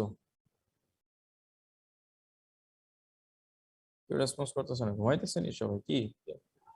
স্যার এইটার কি কোনো এক্সট্রা লাভ আছে, মানে দুইবার বিট আপ এক্সট্রা করার? লাভ আছে বলতে, সাপোজ একবার বিট করার পরে সেকেন্ড টাইম যখন আরেকবার বিট করা হয়, তো দেখা যায় যে এটার কম্প্যাক্টনেস একটু বাড়ে। এই ক্ষেত্রে সবচেয়ে মোস্ট ইম্পর্টেন্ট জিনিস হলো এখানে শেডের টাইপটার উপর ডিপেন্ড করে। এখানে যদি ওপেন শেড হয়ে থাকে তাহলে কিছুটা এফেক্টিভ হয়, বাট খুব বেশি উপকার হয় না। বাট যদি এখানে আমরা যদি মানে বটম ক্লোজ শেড তৈরি করতে পারি, সেক্ষেত্রে দেখা যায় যে কম্প্যাক্টনেস বেশি হয়। কারণ হলো ওই যে ইনসার্ট হয়ে গেছে ওইটাকে যদি আবার চেপে ধরে রাখতে পারি, নিচের দিকে টেনে বটমে নিয়ে যেতে পারি সবগুলোকে, তো আলটিমেটলি এটা ক্লোজ হবে আগেরটার। তো এর মাধ্যমেও করা হয়তো, এটার দ্বারা কিছুটা এটার মানে ইয়ার্নের যে গ্যাপ আছে, অর্থাৎ পিক থেকে পিকের যে স্পেসিংটা আছে এটাকে মিনিমাইজ বেশি করা যেত। অর্থাৎ একবার বিট না করে দুইবার বিট করা হচ্ছে, আলটিমেটলি দুইবার বিট করে এটাকে কাছাকাছি নিয়ে যাওয়ার চেষ্টা করা হচ্ছে। অর্থাৎ আগের যে পিকটা ইনসারশন হয়েছে সেই পিকের সঙ্গে এই পিকের গ্যাপ অর্থাৎ পিক স্পেসিংটা মিনিমাইজ করা হয়, সেই জন্য মূলত দুইবার বিট করা হয়তো। তো এখন আর এটার প্রয়োজন হয় না, এখন যা আছে আমাদের ক্যাম বিটআপে আমরা চাইলে এটাকে কম্প্যাক্ট ফেব্রিক তৈরি করতে পারি। ঠিক আছে, এটাই ছিল ডাবল বিটআপ মেকানিজম প্রিন্সিপাল আমাদের। স্লে ইসেন্ট্রিসিটি এটা একটা ইম্পর্টেন্ট টার্ম, এটা সবসময় তোমাদের আসে। ইসেন্ট্রিসিটিটা খুবই একটা সহজ জিনিস, যে দুটো রেশিও। অর্থাৎ আমাদের এখানে দেখো আমাদের radius of crank circle, crank আছে, ক্র্যাঙ্ক তো নিশ্চয়ই একটা সার্কেলের মতোই দেখা যাবে। ক্র্যাঙ্ক যেখান থেকে আমরা মূলত এই যে মোশনটাকে দিচ্ছি, ক্র্যাঙ্ক আর্ম থেকে ক্র্যাঙ্ক আর্মে যে মোশনটা যাচ্ছে, ক্র্যাঙ্ক আর্মে যে যাচ্ছে, ক্র্যাঙ্ক আর্ম মূলত লাগানো আছে আমাদের এই দেখো স্লে অ্যারেঞ্জমেন্টের সঙ্গে, যেখানে আমাদের রিড লাগানো আছে। তো এই যে ক্র্যাঙ্ক আছে আমাদের, এই ক্র্যাঙ্কের যে পোর্শনটা আছে সেটা নিশ্চয়ই একটা সার্কেলের একটা পোর্শন এখানে আছে। সেটাকে যদি আমি একটা সার্কেল ড্র করি, হ্যাঁ সেটা সার্কেল ড্র করলে এটা একটা রেডিয়াস বের হয়ে আসবে অবশ্যই প্রত্যেকটা ক্র্যাঙ্কের। তো এই ক্র্যাঙ্ক পোর্শনের যে রেডিয়াসটা আসবে সেই রেডিয়াসটাকে যদি আমি আর বলি, এবং আমাদের যে ক্র্যাঙ্ক এবং এই ক্র্যাঙ্ক থেকে শুরু করে ক্র্যাঙ্কের শেষ প্রান্ত থেকে শুরু করে এবং এখানে যে আমাদের কানেক্টিং আছে কানেক্টেড আছে আমাদের স্লে অ্যারেঞ্জমেন্টের সঙ্গে, সেই পোর্শনটাকে যে ক্র্যাঙ্ক আর্ম বলতেছে, এটা লেন্থটাকে যদি আমি ক্যালকুলেট করি, লেন্থটাকে মেজার করে নিই, এই লেন্থ মেজার করার পরে এই যে আর বাই এল এর যে রেশিওটা হবে, অর্থাৎ আর হচ্ছে আমাদের রেডিয়াস অফ ক্র্যাঙ্ক, অর্থাৎ ক্র্যাঙ্কের যে রেডিয়াসটা আছে সেটার সঙ্গে আমাদের যে এল আছে এই এল এর রেশিওটাকে বলা হয় থেকে slay eccentricity ratio. Radius of crank circle এবং লেন্থ অফ ক্র্যাঙ্ক আর্ম, এই দুইটার রেশিওকে আমরা বলে থাকি স্প্রে ইসেন্ট্রিসিটি রেশিও। এবং এটার একটা ইম্পর্টেন্স আছে, সেটা হচ্ছে যে আমরা যে বিভিন্ন উইডথের লুম তৈরি করি, অর্থাৎ বিভিন্ন উইডথের লুম যে সিলেক্ট করি, সেক্ষেত্রে ইসেন্ট্রিসিটি রেশিওর বড় একটা প্রভাব আছে। কারণ যখন আমার আর এর ভ্যালু বাড়বে, suppose radius of crank circle যখন বাড়তেছে, তখন কি ঘটবে তখন বিটাপের ফোর্স কমবে না বাড়বে যদি বাকি অ্যারেঞ্জমেন্ট সব সেম থাকে? আর এর ভ্যালু যদি বাড়ে, অর্থাৎ রেডিয়াস অফ ক্র্যাঙ্ক সার্কেল যদি বেশি থাকে, লেংথ অফ ক্র্যাঙ্ক আর্ম যদি সেম থাকে, বাড়ালে পরে কি ঘটবে আমাদের? বিটাপের ফোর্স কমবে না বাড়বে? কমবে স্যার। কমবে। আচ্ছা, আর কিছু আছে কারণ? আর এর ভ্যালু বাড়লে আমাদের বিটাপের ফোর্স কমবে, কারণ কি বলো? স্যার রেডিয়াস যখন বেড়ে যাবে স্যার, তখন স্যার ফুল একটা রোটেশন মানে যেহেতু আমার এখানে দেখো, সারকামফারেন্সটাও দেখে বাড়বে বলো। স্যার, হুম, সারকামফারেন্স যেহেতু বেড়ে যাবে স্যার, তো আমার তো স্যার একটা মানে ব্যাক করার ফরওয়ার্ড মোশনটা আস্তে আস্তে একটু সময় লাগবে। হুম, সারকামফারেন্স বাড়লে স্যার পুরো রোটেশনটা একটু সময় লাগবে না স্যার? হ্যাঁ সেই সময় লাগবে। হিসেবে তো সময় স্যার লাগলে কি হবে? যখন সময় বেশি লাগতেছে আলটিমেটলি তখন তখন স্লোলি কাজ করবে স্যার, মানে ফরওয়ার্ড ব্যাকওয়ার্ড মোশনটা তখন স্যার মানে ইয়াটা আর কি ফরওয়ার্ডের অ্যারেঞ্জমেন্টটা। ডিসপ্লেসমেন্টটা বেশি হবে না কম হবে তখন? ফরওয়ার্ডের দিকে এইটা স্যার ডিসপ্লেসমেন্টটা মনে কম হয় হবে না বেশি বেশি হবে। হবে? স্যার আমি জাস্ট ডিসপ্লেসমেন্ট বেশি বলতেছি হবে স্যার, তোমাকে কিন্তু যে স্যার মানে ফরওয়ার্ডের দিকে ফোর্সটা কম ডিসপ্লেসমেন্ট, হবে স্যার। মানে রোটেশনের কথা বলি নাই কিন্তু, রোটেশন বাড়বে না কমবে বা রোটেশনাল স্পিড বলি নাই কিন্তু আলটিমেটলি, মানে রোটেশনাল স্পিড কমে যাবে তুমি যেটা বলছো ঠিক আছে, বাট আমি যেটা বলতেছি যে এই যে বিটআপ বুঝতে পারছো কিনা? এই রিড যে সামনের দিকে যাচ্ছিল এবং পিছনে যাচ্ছিল, এই যাওয়াটা বাড়বে না কমবে? অর্থাৎ ডিসটেন্স যে ও ক্রস করতেছিল সেই জি ডিসটেন্স। স্যার, ডিস্টেন্সটা বাড়বে স্যার, আমি ভাবছি স্পিডের কথা বলতেছি। হ্যাঁ হ্যাঁ, স্পিড হচ্ছে তোমার আলটিমেটলি যদি আমি মোটর আরপিএম সবকিছু সেম রাখি তাহলে তো আলটিমেটলি সারফেস স্পিড কমেই যাবে, এটা তো সহজ জি জিনিস। স্যার, জি স্যার। কিন্তু আলটিমেটলি যদি হয় আমি ডিসপ্লেসমেন্টটা কিন্তু বেড়ে যাবে। ডিসপ্লেসমেন্ট বাড়া মানে কি? আলটিমেটলি আমি এখানে কম্প্যাক্ট, এটা খুব বেশি বাড়ানো হয় না, খুবই সামান্য পরিমাণে বাড়ানো হয়। চাইলে আমি এই যে ফেল অফ দ্য ক্লথের যে পজিশনে আগে যেত সেখান থেকে আরেকটু বেশি পরিমাণ এটাকে নিতে পারবো, কিন্তু এটা নরমালি লোম ম্যানুফ্যাকচারার ফিক্স করে দেয় একটা লোমের জন্য, এটা আর পরে আর কিছু করা যায় না নরমালি, তখন লোম মডিফাই করতে হয়, টোটাল লোমের অ্যারেঞ্জমেন্ট সবকিছু মডিফাই করতে হয়। তো আরেকটা হচ্ছে যদি লেন্থ আমাদের বেড়ে যায় আর যদি রেডিয়াস সেম থাকে, অর্থাৎ এই যে ক্র্যাঙ্ক আর্মের যে লেন্থটুকু দেখা যাচ্ছে এখানে মাঝখানে এই 0 ডিগ্রি থেকে এই যে ক্র্যাঙ্ক ডটেড লাইন পর্যন্ত যে অংশটা, এটুকু যদি বাড়ানো হয় কিন্তু রেডিয়াস যদি সেম থাকে, সেম রেডিয়াস কিন্তু এই লেন্থটাকে আমি বাড়িয়ে দিয়েছি, তখন ইসেন্ট্রিসিটি বাড়বে না কমবে?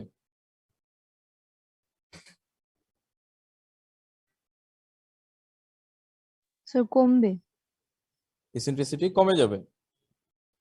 আরেকটা জিনিস হলো যদি আমি চাই যে লুমের উইডথ বাড়াইতে হবে, সাপোজ লুমকে আমি বেশি উইডথ, এখন 60 ইঞ্চির ফেব্রিক তৈরি করতেছি, আমি চাচ্ছি যে এখন 80 ইঞ্চির ফেব্রিক তৈরি করব বা আমি 90 ইঞ্চির ফেব্রিক তৈরি করব, সেক্ষেত্রে আমাকে কি করতে হবে? যদি আমাকে স্ট্রেস ইসেন্ট্রিসিটিতে আমি হাত দিতে চাই, সেক্ষেত্রে আমার কোন জিনিসটাকে চেঞ্জ করতে হবে, কি করতে হবে?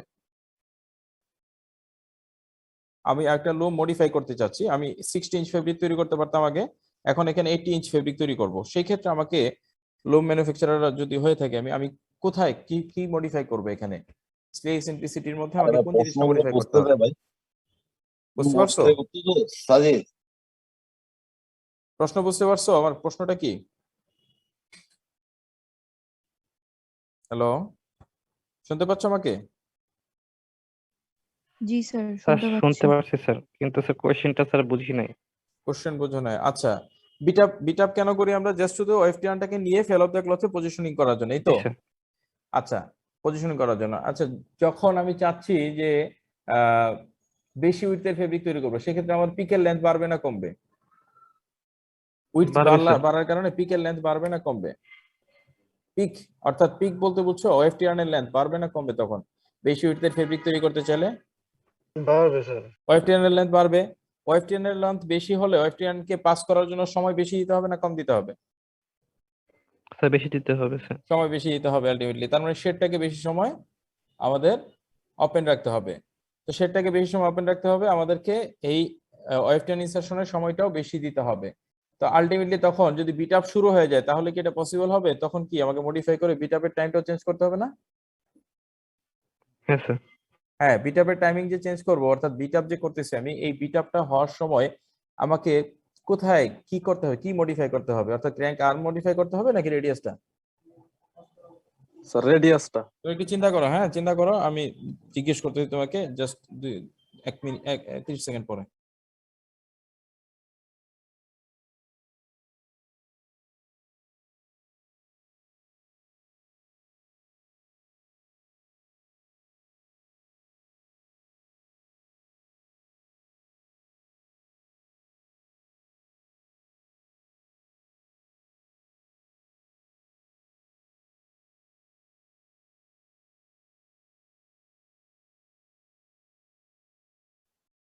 হ্যাঁ বলো, আমাকে ক্র্যাঙ্ক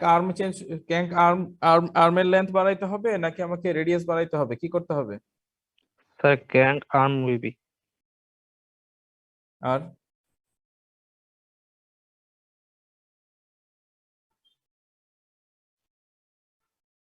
আর কেউ কোনো আনসার দিবা? এই জিনিসটা একটু চিন্তা করবা, চিন্তা করে এটা আনসার পরের ক্লাসে বলবা। অর্থাৎ আমি যদি লুমের উইডথ বাড়াইতে চাই তাহলে আমাকে স্লে সেন্ট্রিসিটিতে কি চেঞ্জ আনতে হবে, ঠিক আছে?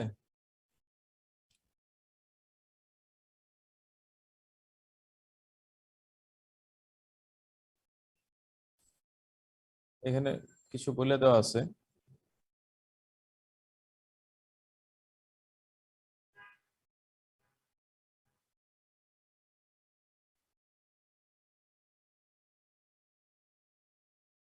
আচ্ছা সরি, ক্যাম বিটআপ মেকানিজম দেখো, ক্যাম বিটআপ মেকানিজমটা আমাদের মডার্ন লুম গুলোতে ইউজ করা হয়ে থাকে। এটাও ওয়ান টাইপ অফ বিটআপ মেকানিজম। এখানে একটা বিটআপ দেখানো আছে, সেই বিটআপটা হচ্ছে আমাদের প্রজেক্টাইল লুমের বিটআপ মেকানিজম।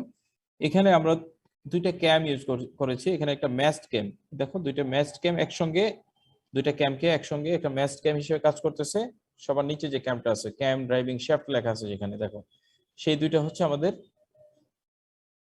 দুইটা ম্যাস্ট ক্যামকে একসঙ্গে দিয়ে দেওয়া হয়েছে। এখানে একটা ক্যামের নোজ বিট এই পজিশনে, একটা ক্যামের নোজ বিট আরেকটা পজিশনে, অর্থাৎ দুইটা ক্যামই একসঙ্গে একটা ক্যাম হিসেবে কাজ করে। এখানে একটা ম্যাস্ট ক্যাম, ক্যাম 1 এবং ক্যাম 2 বলা হচ্ছে এখানে। তো দেখো এখানে ক্যাম 1 যখন অ্যাক্টিভ থাকে, তো ক্যাম 1 যখন অর্থাৎ নোজ বিটটা যখন কোন একটা অ্যান্টি ফ্রিকশন রোলারকে প্রেস করবে, তো তখন কিন্তু ক্যাম 2 যেটা আছে সে ইনঅ্যাক্টিভ থাকবে। ঠিক একইভাবে যখন ক্যাম 2 অ্যাক্টিভ থাকবে, অর্থাৎ ক্যাম 2 কোন একটা অ্যান্টি ফ্রিকশন রোলার, এখানে ছোট ছোট দুইটা রোলারের মতো আছে, এই কোন একটা রোলার যেটাকে বলা হইতেছে এখানে ডিস্কের মতো, জাস্ট বিয়ারিং এর মতো এগুলো। তো কোন একটা বিয়ারিং কে যখন প্রেস করে থাকবে, দেখো এখানে দেখো ক্যাম 2 যেটা আছে সেই আলটিমেটলি এখন অ্যান্টি ফ্রিকশন রোলার 2 কে প্রেস করে আছে।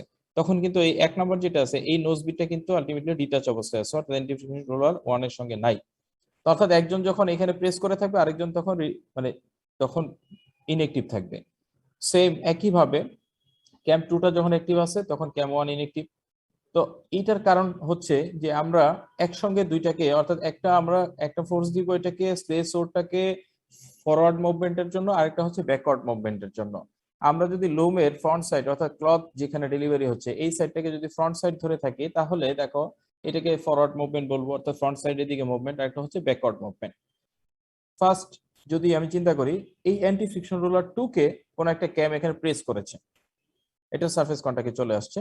তো ওকে যখন এখানে প্রেস করা হচ্ছে, অ্যান্টি ফ্রিকশন রোলার 2 কে প্রেস করার কারণে এখানে আমাদের ফালক্রাম করা একটা শ্যাফট আছে। এই ফালক্রাম শ্যাফটের মাধ্যমে এই পুরোটা একটা শ্যাফট হিসেবে কাজ করে, পুরোটা একটা লিভারের মতো কাজ করে আলটিমেটলি, শ্যাফট না এটা। এবং এখানে ফালক্রাম করা আছে একটা শ্যাফটের মাধ্যমে, এই পুরোটা একটা লিভারের আকারে কাজ করে। এই পুরো অ্যারেঞ্জমেন্টটা যেটা আমি এখন দেখাচ্ছি তোমাদেরকে, একটু ড্র করে দিচ্ছি এটাকে।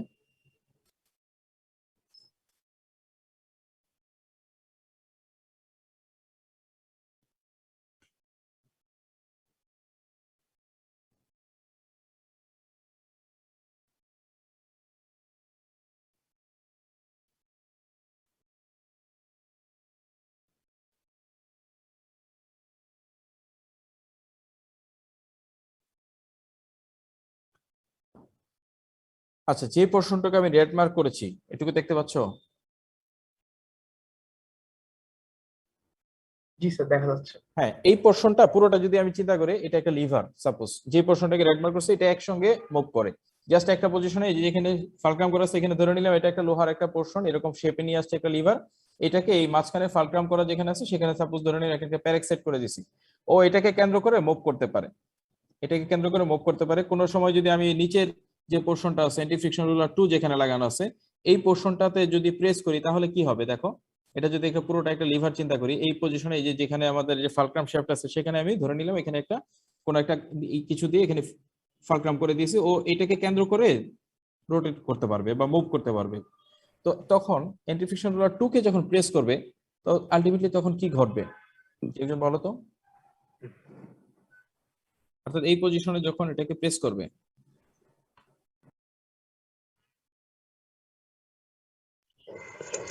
সামনের দিকে বিট আপ করে ফরওয়ার্ড দিকে হচ্ছে আর কি মুভমেন্টটা হবে।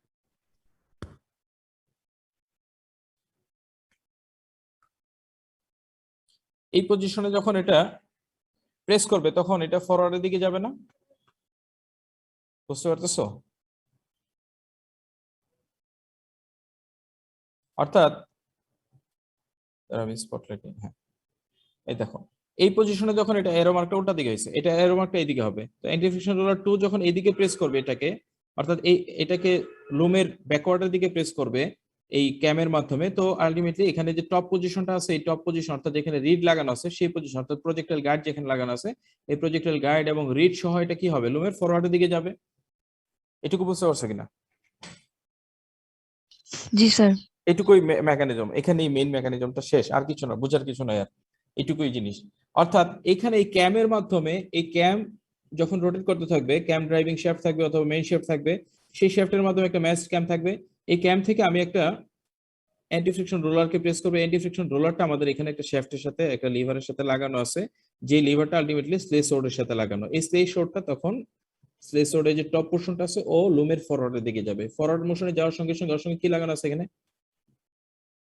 উপরে কি আছে যার মাধ্যমে বিট আপ করব, রিড লাগানো আছে। তো রিডটা আলটিমেটলি কি হবে তখন ফরওয়ার্ডের দিকে যাবে। রিড যখন ফরওয়ার্ডের দিকে যাবে এবং এর আগে এই শেড ক্রিয়েট করার কারণে এখানে আমরা পিক ইনসারশন করে ফেলবো। তো রিড ফরওয়ার্ডে যাবে, যখন পিকটা ইনসারশন হয়ে গেছে এই পজিশনে, রিডটা ফরওয়ার্ডে গিয়ে এফএল অফ দা ক্লথের পজিশন পর্যন্ত যাবে। যাওয়ার ফলে আবার রিটার্ন করার জন্য এই দেখো ক্যাম যে সেকেন্ড ক্যামটা আছে ওই ক্যামটা কি অ্যান্টি ফ্রিকশন রোলার 1 কে প্রেস করবে। এরপরে জাস্ট এটা ঘুরে আসতে আসতেই টোটাল 360 ঘোরার আগেই এই পজিশনে আসার সঙ্গে সঙ্গে এটা আবার তখন অ্যান্টি ফ্রিকশন রোলার 1 কে প্রেস করবে। 1 কে প্রেস করলে কি হবে, জাস্ট ভাইস ভার্সা অপোজিট ঘটনা ঘটবে, রিভার্স হবে। অর্থাৎ এই অ্যান্টি ফ্রিকশন রোলার 1টা উপরের দিকে যাবে কিছুটা এবং এই যে আমাদের টপ পোর্শনটা আছে অর্থাৎ যেখানে রিড লাগানো আছে সেই স্লে সোর্ডটা কোন দিকে যাবে তখন লোমের ব্যাকওয়ার্ড দিকে যাবে এবং এই রিডটাও কি হবে ব্যাকওয়ার্ডে যাবে। আলটিমেটলি তখন এখানে আবার সেই শেড ক্রিয়েট হবে এবং আরেকটা পিক ইনসারশন হবে, আবার এটা ফরওয়ার্ডে যাবে। এই ফরওয়ার্ড এবং ব্যাকওয়ার্ড মোশনটা রিডকে দেওয়ার জন্য মূলত আমরা এই ধরনের ক্যাম ইউজ করে থাকি, এই জন্য এটাকে বলা হয় থাকে ক্যাম বিট আপ মেকানিজম। নিজের ভাষায় লিখতে পারবা? স্যার দুইটা সায়েন্টিফিক রোলার কি স্যার একটা স্লে সরের সাথে লাগানো থাকে? হ্যাঁ, একটা দুই পজিশনে লাগানো আছে, একটা দেখো উপরের দিকে আছে এই দেখো, আর একটা নিচের দিকে আছে। উপরের দিকে লাগানো থাকার কারণে পুরোটা যদি লিভার আকারে কাজ করে, এখানে যদি আমি পেরেক দিয়ে আটকে দিই কোনো একটা কিছু, এখানে একটা সাপোজ মেটালিক একটা পার্ট যেটা রেড মার্ক করা আছে আমার, এটা একটা মেটালিক পার্ট, এটাকে পেরেক দিয়ে এখানে এই যে যেখানে ফালক্রাম বলা হয়েছে এখানে পেরেক দিয়ে আটকে দিয়েছি সাপোজ, চিন্তা করো। তো এখন এখানে ধরো যদি আমি প্রেস করি এই পজিশনে অ্যান্টি ফ্রিকশন রোলার 1 যেখানে, এখানে যদি প্রেস করি তো এটা কি উপরের দিকে যাবে না? জি স্যার। হ্যাঁ, বুঝতে পারতেছো কিনা?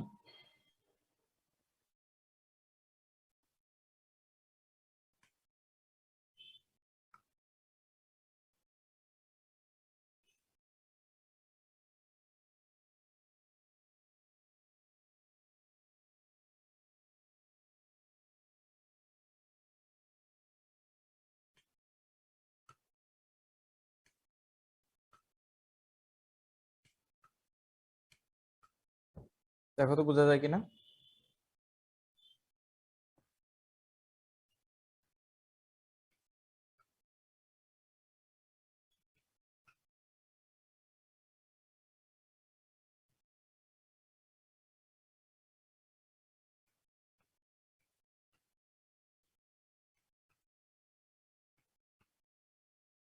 ঘটনাটা এরকম ঘটবে কিনা দেখো তো, বুঝতে পারতেছো কিনা।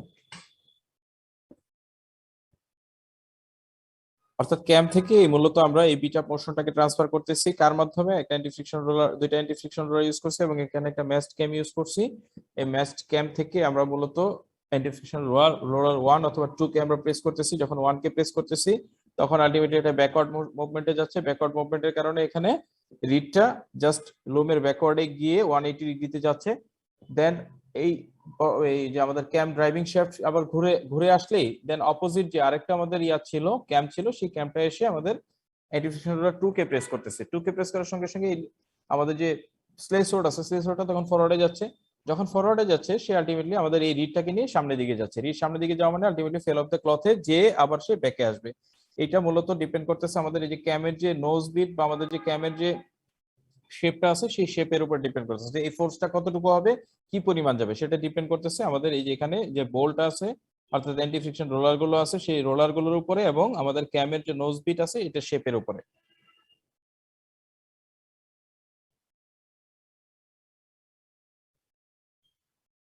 এবং এই বিটআপটাকে আমরা বলতেছি আমাদের ক্যাম বিটআপ মেকানিজম। এটুকু নিজের ভাষায় লিখবা তাইলে হবে, আর ফিগারটা ড্র করবা এটাই।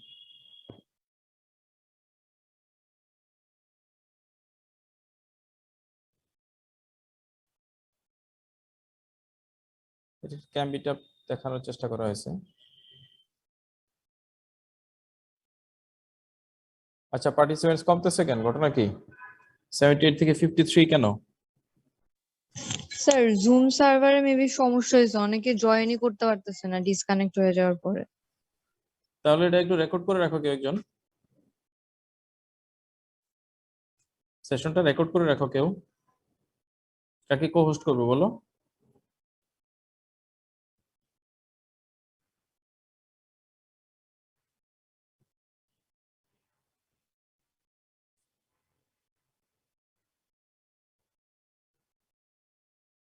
তুমি শুনতে পাচ্ছ আমাকে? স্যার এখানে কি স্যার একটা ক্যাম না স্যার? হ্যাঁ, এখানে একটা ক্যাম দেখানো হয়েছে, জাস্ট ক্যামের মানে মেকানিজমটা একটু বোঝানোর চেষ্টা করা হয়েছে, এইভাবে কাজ করতেছে কি আর কিছু মানে না। কি স্যার যে কোনো একদিকে যাওয়াটা দেখানো হচ্ছে স্যার? হ্যাঁ হ্যাঁ, একটা দেখানো হয়েছে, কিন্তু আরেকটার জন্য কিন্তু এখানে কিন্তু আরেকটা ইয়া ইউজ করা হচ্ছে, মানে জাস্ট স্যার এই টাইপের। ফরওয়ার্ডের জন্য স্যার একটা ক্যাম থাকবে, স্যার ব্যাকওয়ার্ডের ব্যাকওয়ার্ডের জন্য জন্য আরেকটা। একটা ক্যাম থাকবে। হ্যাঁ।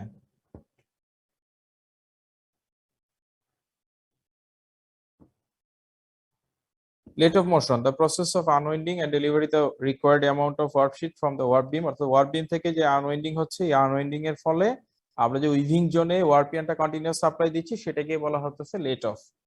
লেট অফটা মূলত ডিপেন্ড করে টেক আপের উপর, অর্থাৎ টেক আপ রেট যেরকম হবে লেট অফ রেটও সেইভাবে আমাকে দিতে হবে।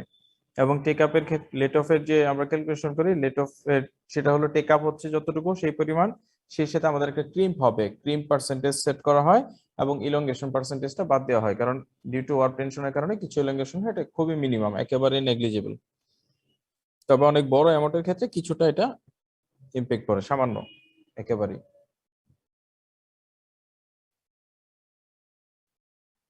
তোমাদের কেউ একজন দিবা, তোমাকে আমরা কো হোস্ট করে দিই, কে আছো, ল্যাপটপে আছে কেউ? জি স্যার, আমি আছি ল্যাপটপে।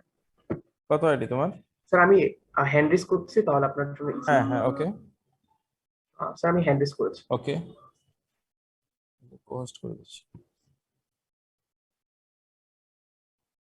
মুনাব্বির,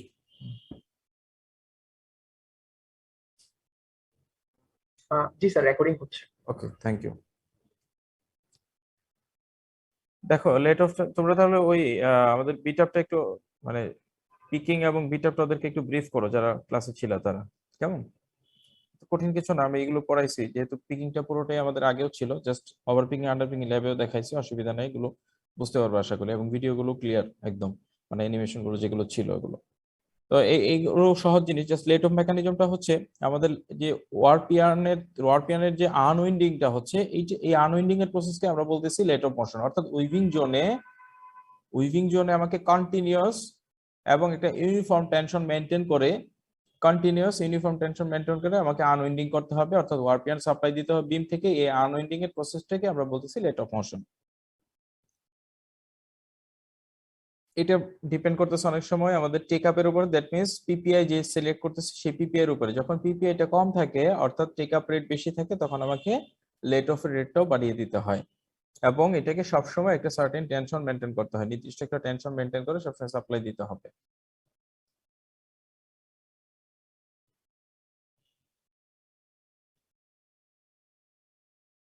দুই ধরনের লেট অফ হয়ে থাকে, পজিটিভ লেট অফ এবং নেগেটিভ লেট অফ মেকানিজম।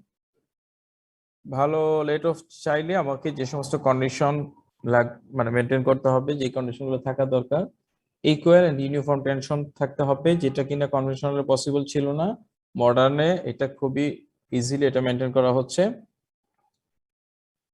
যখনই ডিক্রিজিং ডায়ামিটার অফ ওয়ার্প, অর্থাৎ ওয়ার্প ইয়ার্নের ওয়ার্প যে বিম আছে সেই বিমের ডায়া যখন কমতে থাকবে, সেই সাথে আমাদের এই রেটটাকে মেনটেন করার জন্য, অর্থাৎ সেম রেট অর্থাৎ কনস্ট্যান্ট রেট যদি আমি চাই, কনস্ট্যান্ট রেটে ইয়ার্ন সাপ্লাই দিতে চাই, কনস্ট্যান্ট রেটে আমাকে উইথড্রল হতে হয়, সেই সময়ে আমাকে কিন্তু ডায়ামিটার কমার সঙ্গে সঙ্গে কি করতে হবে, আমাকে রোটেশনটাকে কি করতে হবে, বাড়াইতে হবে না কমাইতে হবে? স্যার বাড়াই দিতে হবে। বাড়াই দিতে হবে। সেই বাড়ানোর জন্য যে প্রভিশনটা আছে সেই প্রভিশনটা আমার থাকতে হবে অবশ্যই বিমের, অর্থাৎ আমার যে ওয়ার্প বিমটা থাকবে, অর্থাৎ দ্যাট মিনস উইভার্স বিম যেটা থাকবে সেটার ওই প্রভিশনটা অবশ্যই দিতে হবে যদি আমি গুড লেট অফ চাই, প্রপার লেট অফ চাই। সেক্ষেত্রে আরেকটা প্রভিশন থাকে, অনেক সময় স্ল্যাকিং হয়ে যায় বা কোনো কারণে, অর্থাৎ সেই কারণে আমাকে যদি রোটেট করে, রিভার্স রোটেট করে আমাকে কিছু আবার দেখা যায় যে আমাকে পিক ইনসারশনের আগে আমি হয়তো পারে যে আমি টেক আপ করে ফেলেছি, কিন্তু আলটিমেটলি তখন পিক ইনসারশন হয় না এবং উইভিং হয় নাই বা কোনো কারণে কোনো একটা প্রবলেম হয়েছে, যে কারণে আবার এটাকে রিভার্সের অপশনটাও থাকতে হবে, অর্থাৎ এটা ব্যাক করার একটা অপশনে থাকতে হবে। ওয়ারপিয়ানকে ব্যাকে নিয়ে আবার যেটা বলা হয় না মাল পড়ে না, আমি বলছি যে পাশে সিরি গার্লস, এই গার্লসের মায়া দেখে মাল। কেউ কথা বলতেছে মনে হয়, বলো, কোনো প্রবলেম?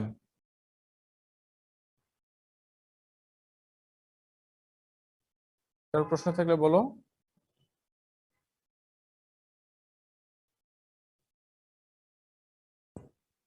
আরেকটা জিনিস হচ্ছে এখানে মডার্নে এটা কন্ট্রোল করা ইজি পসিবল হচ্ছে, যেমন এটা খুব এখানে সেন্সর লাগানো আছে, এখানে লোড সেল লাগানো আছে, সেই লোড সেলের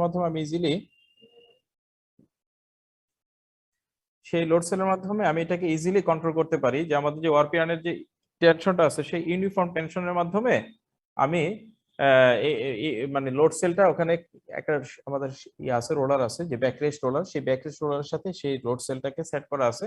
ও পুরো একদম ফুল বিম থেকে যে ইয়ার্ন গুলো আছে সেই ইয়ার্নের উপরে সবগুলোর উপরে সেম ইউনিফর্ম টেনশন মেনটেন করার জন্য সেখানে আগে থেকে লোড সেট করে দেওয়া হয়।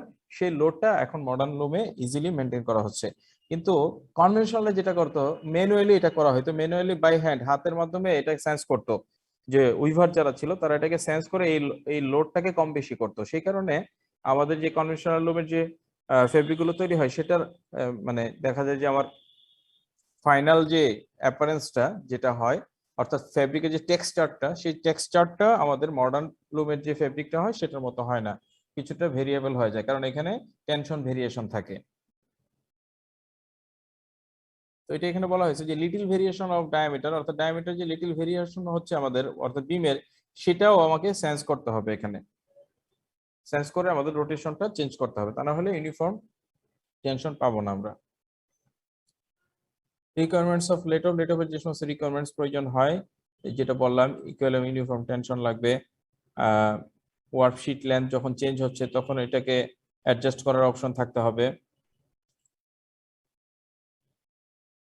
সেই সাথে আমাদের যদি নেগেটিভ লেট অফটা দেখি, যেটা আমরা বলতেছিলাম কনভেনশনাল লুমে আছে, আমাদের এখানে আমরা দেখাইছিলাম মনে হয় ল্যাবে যারা ছিল তাদেরকে, আমাদের যে বিমটা থাকে সেই বিমের যে ফ্ল্যাঞ্জ থাকে সেই ফ্ল্যাঞ্জ থাকে এবং ব্যারেল থাকে, দুইটা পোর্শন থাকে। এই ফ্ল্যাঞ্জের বাইরের দিকে যে ব্যারেল পোর্শনটা থাকে, এই ব্যারেলের সঙ্গে এখানে চেইন লাগানো থাকে এবং চেইনের মাধ্যমে আমাদেরকে এখানে ডেড ওয়েট থাকে, এই ডেড ওয়েটটাকে একটা লিভারের সাথে এটাকে দিয়ে দেওয়া হয়, লিভারের নির্দিষ্ট একটা পজিশনে।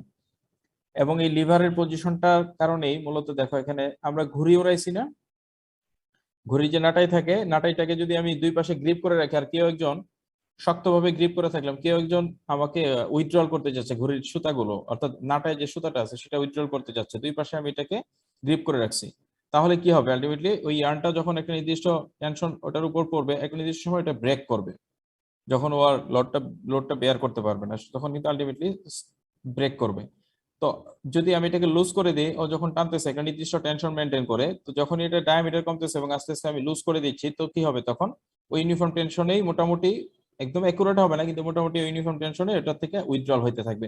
সেম ওই প্রিন্সিপালটা এখানে ফলো করা হয়েছে, অর্থাৎ ডেড ওয়েটের পজিশনটা চেঞ্জ করে ওয়েটের পরিমাণটা অর্থাৎ লোডের পরিমাণটা আস্তে আস্তে কমিয়ে দেওয়া হয়, লোডের পরিমাণটা যখন কমে যায় তো কিছুটা ফ্রি হয়ে যায় বিমটা, বমির রোটেশনটা তখন ইজিলি। এবং এটা একটা নেগেটিভ বলা হয়েছে কারণ হচ্ছে ওই নিজের থেকে এটা রোটেট করতে পারে না, অর্থাৎ বিমের মোশনটা উইভার্স বিমের মোশনটা মূলত আসতেছে ইয়ার্নের কারণে, ইয়ার্নের টেনশনের কারণে, এবং ইয়ার্ন টেনশন পাচ্ছে মূলত টেক আপ রোলার থেকে।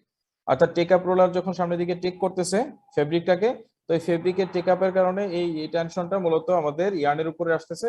এই ইয়ার্নের টেনশনের কারণে ইয়ার্নটা মূলত আমাদের এই বিমটাকে রোটেট করতেছে, এই জন্য এটাকে বলা হয় নেগেটিভ লেট অফ মেকানিজম।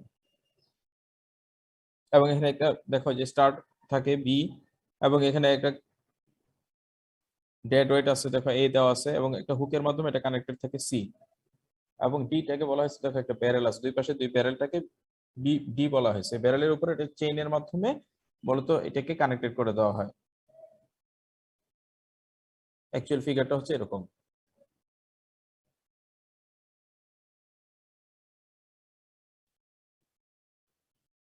এবং স্যার এটা এখানে একদম হাতে ফিল করে এটা উইভার যে থাকে সে নিজে করে, এটা কখনোই অ্যাকুরেট হয় না। স্যার ডেড ওয়েটটা কি হচ্ছে মানে ম্যানুয়ালি চেঞ্জ করা হয়, হ্যাঁ, কমানো বাড়ানো? ম্যানুয়ালি বাই হ্যান্ড হাতে চেঞ্জ করে এটা। যার জন্য হাতে ইয়ার এই বিমের উপরে হাত রেখে দেখবে যে ইয়ারটা উইথড্রল হচ্ছে না, এখানে হাত রেখে দেখবে যে এটা টেনশন কেমন, যদি বেশি মনে হয় সে একটু কমাই দিবে, আর যদি কম মনে হয় তখন একটু বাড়াই দেয় ওয়েটটা, আর ওয়েটের পজিশনটা একটু চেঞ্জ করে দেয়। পজিশন চেঞ্জ করে এটাকে একদম টোটালি ম্যানুয়ালি এটাকে কন্ট্রোল করা হয়, জন্য এটাকে নেগেটিভ লেট অফ বলে থাকি আমরা।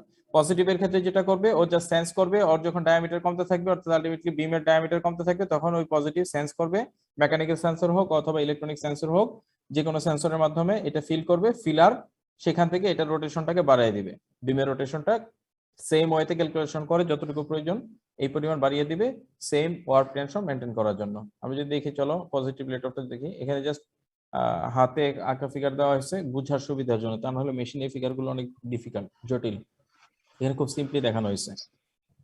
পজিটিভ লেট অফটা দেখো, একটা বিম দেখানো হয়েছে, বিমটা দেখতে পাচ্ছ টি যেটা আমরা মার্ক করছি সেটা একটা ওয়ার্ক বিম। টি যেটা সেটা হচ্ছে আমাদের একটা ওয়ার্ক বিম। এই ওয়ার্ক বিমটা মূলত রোটেট করবে, এই রোটেট করতে করতে কোনো একটা সময় অর্থাৎ ওয়ার্ক উইথড্রল হতে হতে একটা সময় বিমের ডায়ামিটার কমে যাবে, তার মানে আলটিমেটলি এটা কি করতে হবে, বাড়াইতে হবে, সরি রোটেশনটা বাড়াইতে হবে। যখন ডায়া কমে গেছে, সেম ওয়ারপিয়ান যদি আমি সাপ্লাই দিতে চাই অর্থাৎ সেম টেনশন মেনটেন করে সেম ওয়ারপিয়ান যদি আমি এখানে সাপ্লাই দিতে চাই, তাহলে আমাকে অবশ্যই এটা রোটেশনটাকে বাড়াইতে হবে। রোটেশন বাড়ানোর জন্য এখন কি করতে হবে, তাহলে গিয়ারিং এ যেতে হবে। তো গিয়ারিং এ যাওয়ার জন্য এট ফার্স্ট যেটা করতে হবে, এখানে ফিল করতে হবে। কিছু বলতেছো বলো,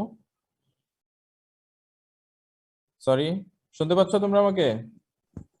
জি স্যার, মেবি কারো ভুলে মাইক অন হয়ে গেছে। আচ্ছা, তো দেখো এখানে আমরা একটা ওয়ার বিমের সাথে একটা মেকানিক্যাল ফিলার আছে, লেখা আছে দেখো ফিলার, দেখতে পাচ্ছ মেকানিক্যাল ফিলার। তো মেকানিক্যাল ফিলার আছে, এই ফিলার মেইনলি এটা বিমের সঙ্গে একটা স্প্রিং এর মাধ্যমে, এই যে দেখো এখানে স্প্রিং এর মাধ্যমে এটা বিমের সারফেসে যেখানে ইয়ার্ন আছে সেখানে এটাকে এট ফার্স্ট সেট করে দেওয়া হয়। বিমটা যখন বসানো হয় তখন এটা পিছন থেকে টেনে এনে ওই পজিশনে সেট করে দেওয়া হয়, বিমের উপর এটা থাকে এবং এটা বিমকে প্রেস করে রাখে। যখন বিমের ডায়া কমতে থাকে আস্তে আস্তে আস্তে আস্তে রোটেট করতে করতে, তো এই ফিলারটা আস্তে আস্তে সামনের দিকে যেতে থাকে অর্থাৎ বিমের ভিতরের দিকে ঢুকতে থাকে। তো বিমের ভিতরে যখন যেতে থাকে তো তখন অর্থাৎ ইয়ার্নের লেয়ার বাই লেয়ার ইয়ার্ন কমতেছে আর ও আস্তে আস্তে সামনের দিকে যাচ্ছে অর্থাৎ ভিতর দিকে ঢুকছে। সেই সময় এই ফিলারটা যখন এই মুভ করে, ফিলারটা মুভ করার সঙ্গে সঙ্গে ফিলারের সঙ্গে দেখো এখানে কানেক্টরের মাধ্যমে কানেক্টরের মাধ্যমে এইটাকে নিয়ে আসা হয়েছে এখানে একটা রকিং শ্যাফটে। আমাদের এই রকিং শ্যাফট যেটা একটু আগে বলতেছিলাম, ওই রকিং শ্যাফটটা মূলত বিট আপের জন্য আমরা ইউজ করে থাকি। সেই রকিং শ্যাফটের সাথে আমাদের এখানে আরেকটা কানেক্টর আছে, সেই কানেক্টরের মাঝে নিয়ে আসা হয়েছে। এই কানেক্টরের মাঝখানে এখানে কলার আছে, এই কলারের লেন্থটাকে কম বেশি হয়ে যায় যখন কিনা এটা সামনের দিকে যেতে থাকে। যখন ও সামনের দিকে যেতে থাকে এই কলারের লেন্থটা আস্তে আস্তে বাড়তে থাকে, কলারের লেন্থটা কি হয়, বেড়ে যায়। কলারের লেন্থটা যখন বাড়ে, এখানে মেকানিজমটা আছে জাস্ট সিম্পলি দেখানো হয়েছে, কলারের লেন্থ আলটিমেটলি বেড়ে যায়। একটা রডের লেন্থ ছিল সাপোজ ধরে নাও এখানে ছিল ধরে নাও যে 28 ইঞ্চ, তো এটা আস্তে আস্তে বেড়ে এখন হয়েছে 29 ইঞ্চ হয়েছে বা 28.5 ইঞ্চ হয়েছে। এখানে লেন্থটা বেড়ে গেছে কলারের মাধ্যমে। যখন এই কলারের মাধ্যমে লেন্থটা বেড়ে গেছে, প্রত্যেকবার রকিং শেফট থেকে অর্থাৎ বিট আপের সময় সেখান থেকে মোশনটাকে এখানে ট্রান্সফার করা হচ্ছে। অর্থাৎ একবার বিট আপ হলো অর্থাৎ একটা পিক ইনসার্ট হলো অর্থাৎ একটা লুম সাইকেল কমপ্লিট হওয়ার সঙ্গে সঙ্গেই এখানে মোশনটা ট্রান্সফার হচ্ছে এবং সেই মোশনটা আস্তে আস্তে এসে একটা পল এর মাধ্যমে রেচেটে চলে আসে, রেচেট হুইলে চলে আসে। অর্থাৎ এখানে পুশিং বল হতে পারে, পুলিং বল হতে পারে, যার মাধ্যমে এই রেচেট হুইলটাকে রোটেট করায়।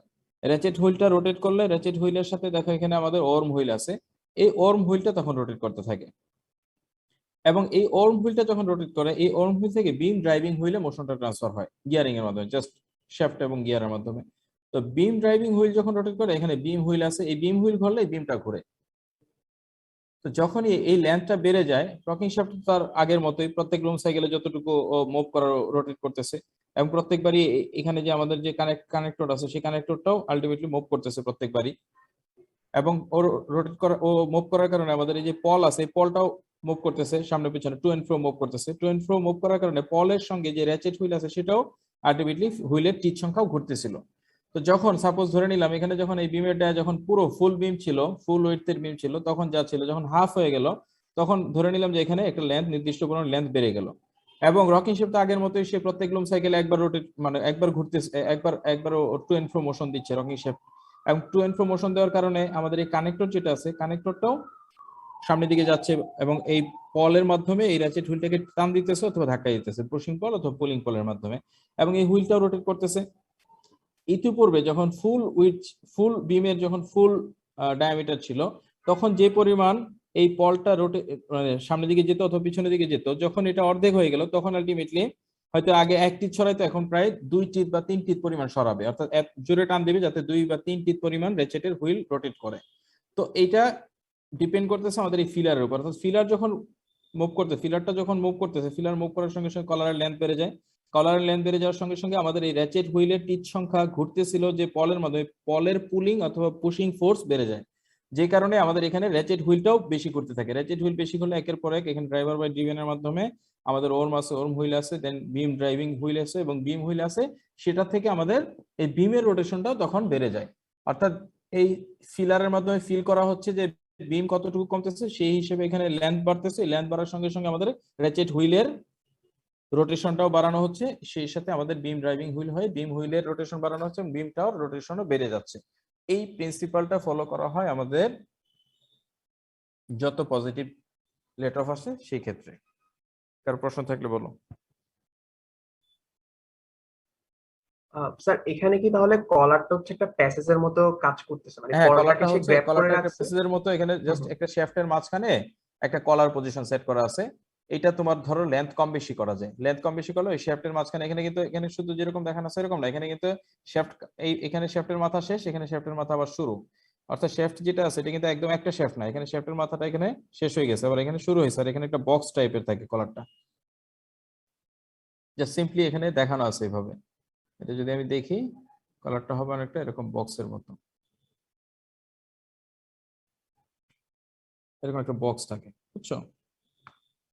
এবং এই যে এই পাশে যে শ্যাফটটা আছে আমাদের, সেই শ্যাফটটা এখানে শেষ হয়ে গেছে আসার পরে।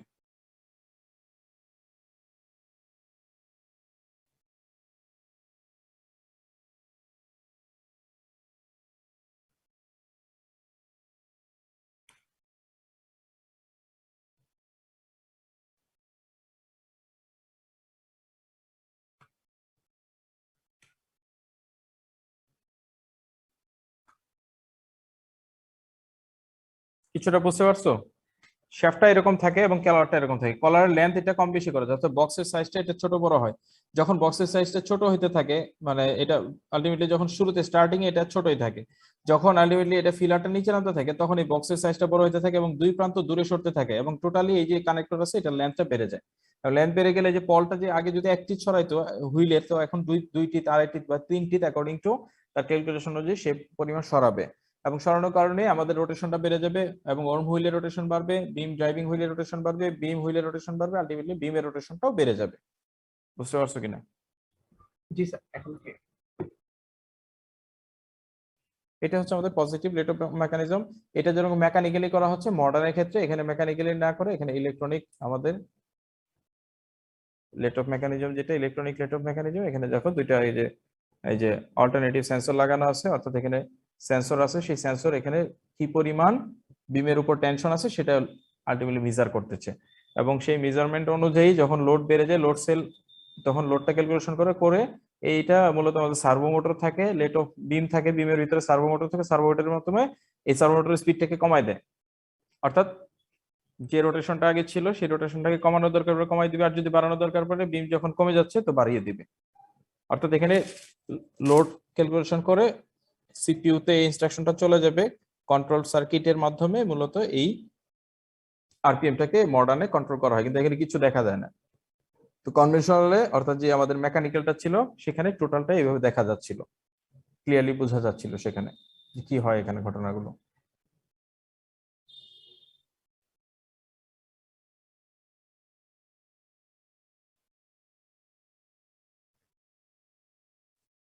আচ্ছা, এরপরে যদি আমরা টেক আপে চলে যাই,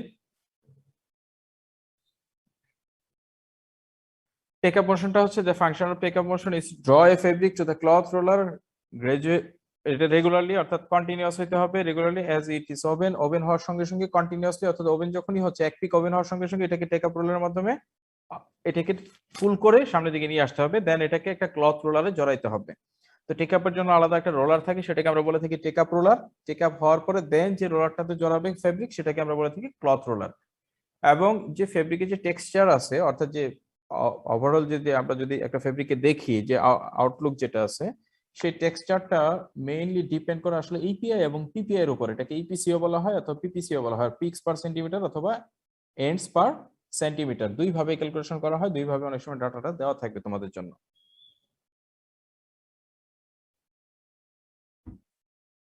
আর আমাদের টেক আপের উপরেই মূলত লেট অফটা ডিপেন্ড করতেছে, অর্থাৎ টেক আপটা যখন আমরা বাড়িয়ে দিব টেক আপ রেটটা, তো আলটিমেটলি তখন লেট অফ রেটটাও বেড়ে যাবে, লেট অফটাকে বাড়িয়ে দিতে হবে, অর্থাৎ ইয়ার্নের সাপ্লাইটাকেও বাড়াইতে হবে।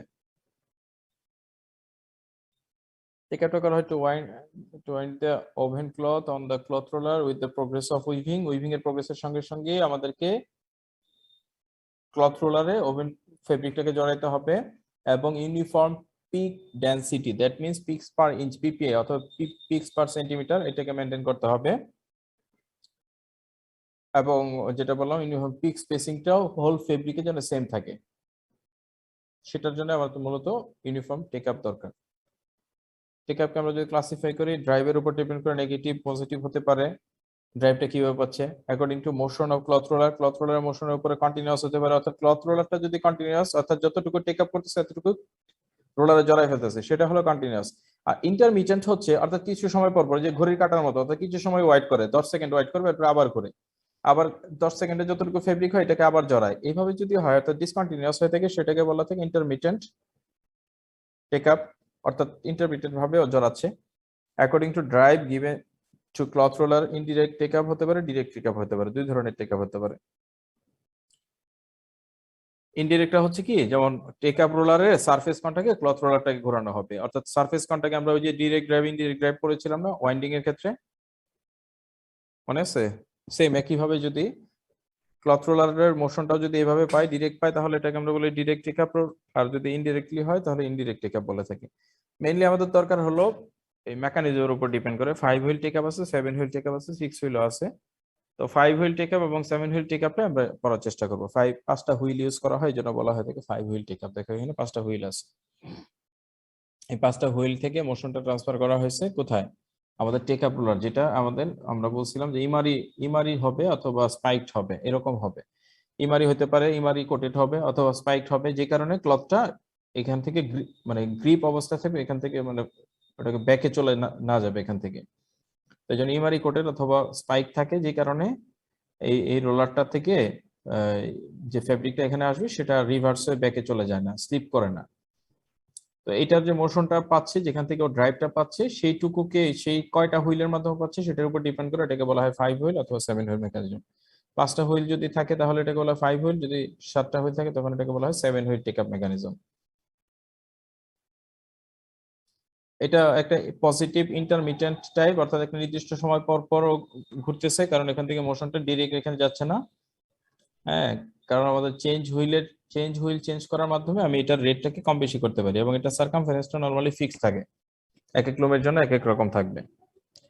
তো এখান থেকে তোমাদেরকে যেটা বের করতে বলা হইতে পারে, অনেক সময় পিক স্পেসিংটা ক্যালকুলেশন করতে বলতে পারে 5 হুইল টেক আপ মেকানিজম থেকে।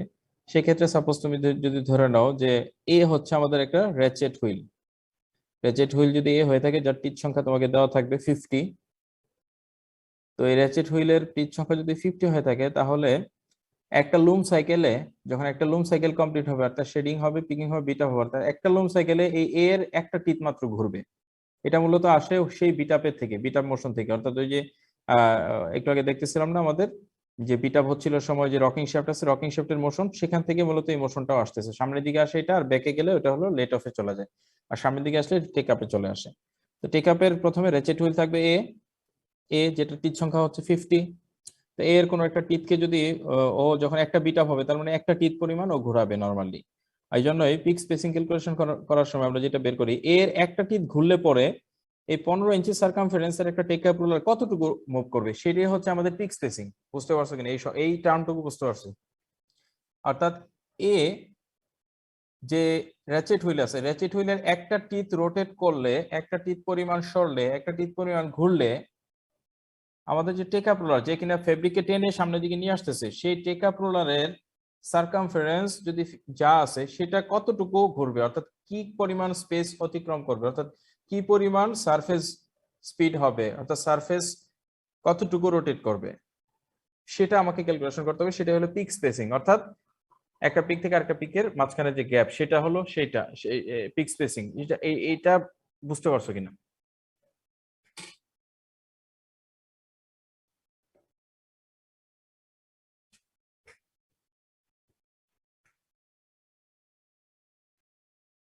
পিক স্পেসিংটা বুঝতে পারছো তোমরা? জি স্যার, মানে স্যার হচ্ছে একটা টিথ হচ্ছে একটা টিথ পরিমাণ রোটেট করলে হচ্ছে আমাদের টেক আপ রোলারটা যতটুকু ঘুরে আর কি, জাস্ট ওই ডিসটেন্সটা। হ্যাঁ, ওই ডিসটেন্সটা হচ্ছে ultimately pick spacing. That means ওই যে ওই রোলারটাই তো আমাকে ফেব্রিক অর্থাৎ ফেল অফ দ্য ক্লথকে টেনে সামনের দিকে নিয়ে যাচ্ছে, তাই না? 50 ইঞ্চ সার্কামফারেন্সের যে টেক আপ রোলার, ওই তো মূলত আমাদের ওই যে ফেল অফ দ্য ক্লথের যে পজিশন, ওই পজিশনটাকে সামনের দিকে নিয়ে যায়, অর্থাৎ পজিশনটা না, আলটিমেটলি ওই পজিশনে যে উইভ হয়ে আছে সেই ফেব্রিকটুকুকে সামনের দিকে নিয়ে যায়। দেন আবার সেকেন্ড মানে সেকেন্ড ওই পজিশনে ফেল অফ দ্য ক্লথে আবার সেকেন্ড আরেকটা নিউলি মানে আরেকটা ওয়েভটার্ন ইনসার্ট হবে এট দ্যাট টাইম। অ্যান্ড মানে প্রিভিয়াস যে পিকটা ইনসার্শন হয়েছিল সে সামনের দিকে চলে যায়। এই সামনের দিকে নিয়ে যাওয়ার জন্য এই সার্কামফারেন্সের একটা টেক আপ রোলার ইউজ করা হয়, একটা নির্দিষ্ট সার্কামফারেন্সের। তো তখন আমি যদি এইটা যদি আমার সিডব্লিউ যদি জানা থাকে, চেঞ্জ হুইলের টিথ সংখ্যা যদি জানা থাকে, তাহলে আমি এখান থেকে বের করতে পারবো পিক স্পেসিং।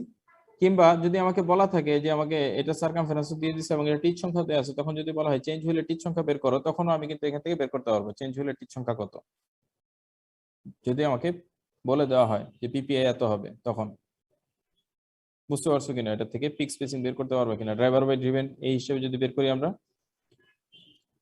আচ্ছা, সাপোজ ধরে নেব চেঞ্জ হুইল আমাদের জানা নাই, তো সেই ক্ষেত্রে আমি কিভাবে বের করবো?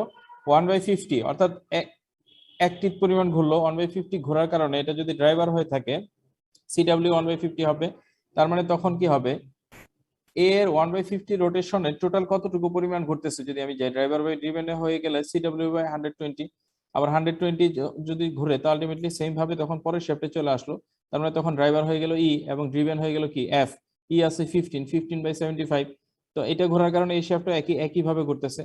তো এই শেফটটা কিভাবে ঘুরতেছে, মানে এইটুকু হইতেছে আমাদের পিক স্পেসিং। তখন এখান থেকে সিডব্লিউ এর মান যদি আমি বের করে ফেলি, দেখো আর 15 ইঞ্চ এটা ইঞ্চিতে দিয়ে দিছে, আমাদের যে সার্কামফারেন্স কতটুকু ঘুরতেছে 15 ইঞ্চি নিয়ে গেলাম। ইঞ্চি নিয়ে যাওয়ার কারণে সিডব্লিউ বাই 2000 এটা একটা ভ্যালু আসছে, এটা চেঞ্জ হতে পারে কারণ এই টিথ সংখ্যা চেঞ্জ হলে এটা চেঞ্জ হয়ে যাবে। দ্যাট মিন্স এখান থেকে আমরা পিক্স পার ইঞ্চ আর পিপিআই যদি বের করতে চাই, 1/পিক স্পেসিং মিন্স পিপিআই, মানে পিক্স পার ইঞ্চ যেটা সেটাই হচ্ছে 1/পিক স্পেসিং। সেটা বুঝতে পারছো কিনা? অর্থাৎ দুইটা পিকের মাঝখানে যে গ্যাপ আছে সেটাই তো হলো আলটিমেটলি 1/পিক স্পেসিং। অর্থাৎ পিপিআই যদি আমি বের করি 1 ইঞ্চিতে কয়টা আছে, জাস্ট ওটাই দিলে হয়ে যাচ্ছে। অর্থাৎ pick spacing is equal to 1/পিপিআই, অথবা পিপিআই ইজ ইকুয়াল টু 1/পিক স্পেসিং, সেম টার্ম। তো এখান থেকে যদি আমাকে পরে বলে দেওয়া হয় যে আমার পিপিআই এত আছে, তাহলে আমি চেঞ্জ হুইলের টিথ সংখ্যা বের করতে পারবো, কিংবা চেঞ্জ হুইলের টিথ সংখ্যা যদি বলে দেওয়া হয় যে 25 বা 30, তো সেখান থেকে আমি পিপিআই বের করতে পারবো, পিক্স পার ইঞ্চ বের করতে পারবো। প্রবলেম থাকলে বলো। স্যার এখানে 1/50 দ্বারা আসলে কি বোঝায়, মানে যেমন 15 দ্বারা যেরকম আমার ডায়াটা বোঝাচ্ছে, তাহলে 1/50 দ্বারা 1/50 মানে এক টিথ পরিমাণ ঘুরলো আমার, 50 হলো টোটালটা। এটা যদি একবার রোটেট করতো, সাপোজ এ যদি র্যাচেট যদি একবার রোটেট করতো, তাহলে কিন্তু এই 50টা পিক ইনসারশন হয়ে যেত। আমার বের করতে হবে একটা পিক ইনসারশনে, অর্থাৎ এক টিথ পরিমাণ ঘুরলে একটা পিক ইনসারশন হয়, তার মানে একটা লুম সাইকেলে কতটুকু পরিমাণ আমার এই সার্কামফারেন্সটা রোটেট করতেছে, এইটা আমি বের করবো। ওই জন্য 1/50 ইউজ করছি, কারণ র্যাচেট তো আমার একবার ঘোরার দরকার, র্যাচেটের একটা টিথ ঘুরলেই আমার একটা লুম সাইকেল হয়ে যায়। দ্যাট মিন্স একটা পিক ইনসারশন হয়ে গেল। এরপরের পিক ইনসারশনের সময় কতটুকু ঘুরবে, এইটুকুতে এই সার্কামফারেন্স, অর্থাৎ দ্যাট মিন্স 15 ইঞ্চ সার্কামফারেন্স আর টেক আপ রোলার যে সার্কামফারেন্স আছে এইটা কতটুকু রোটেট করতেছে, কতটুকু সরতেছে।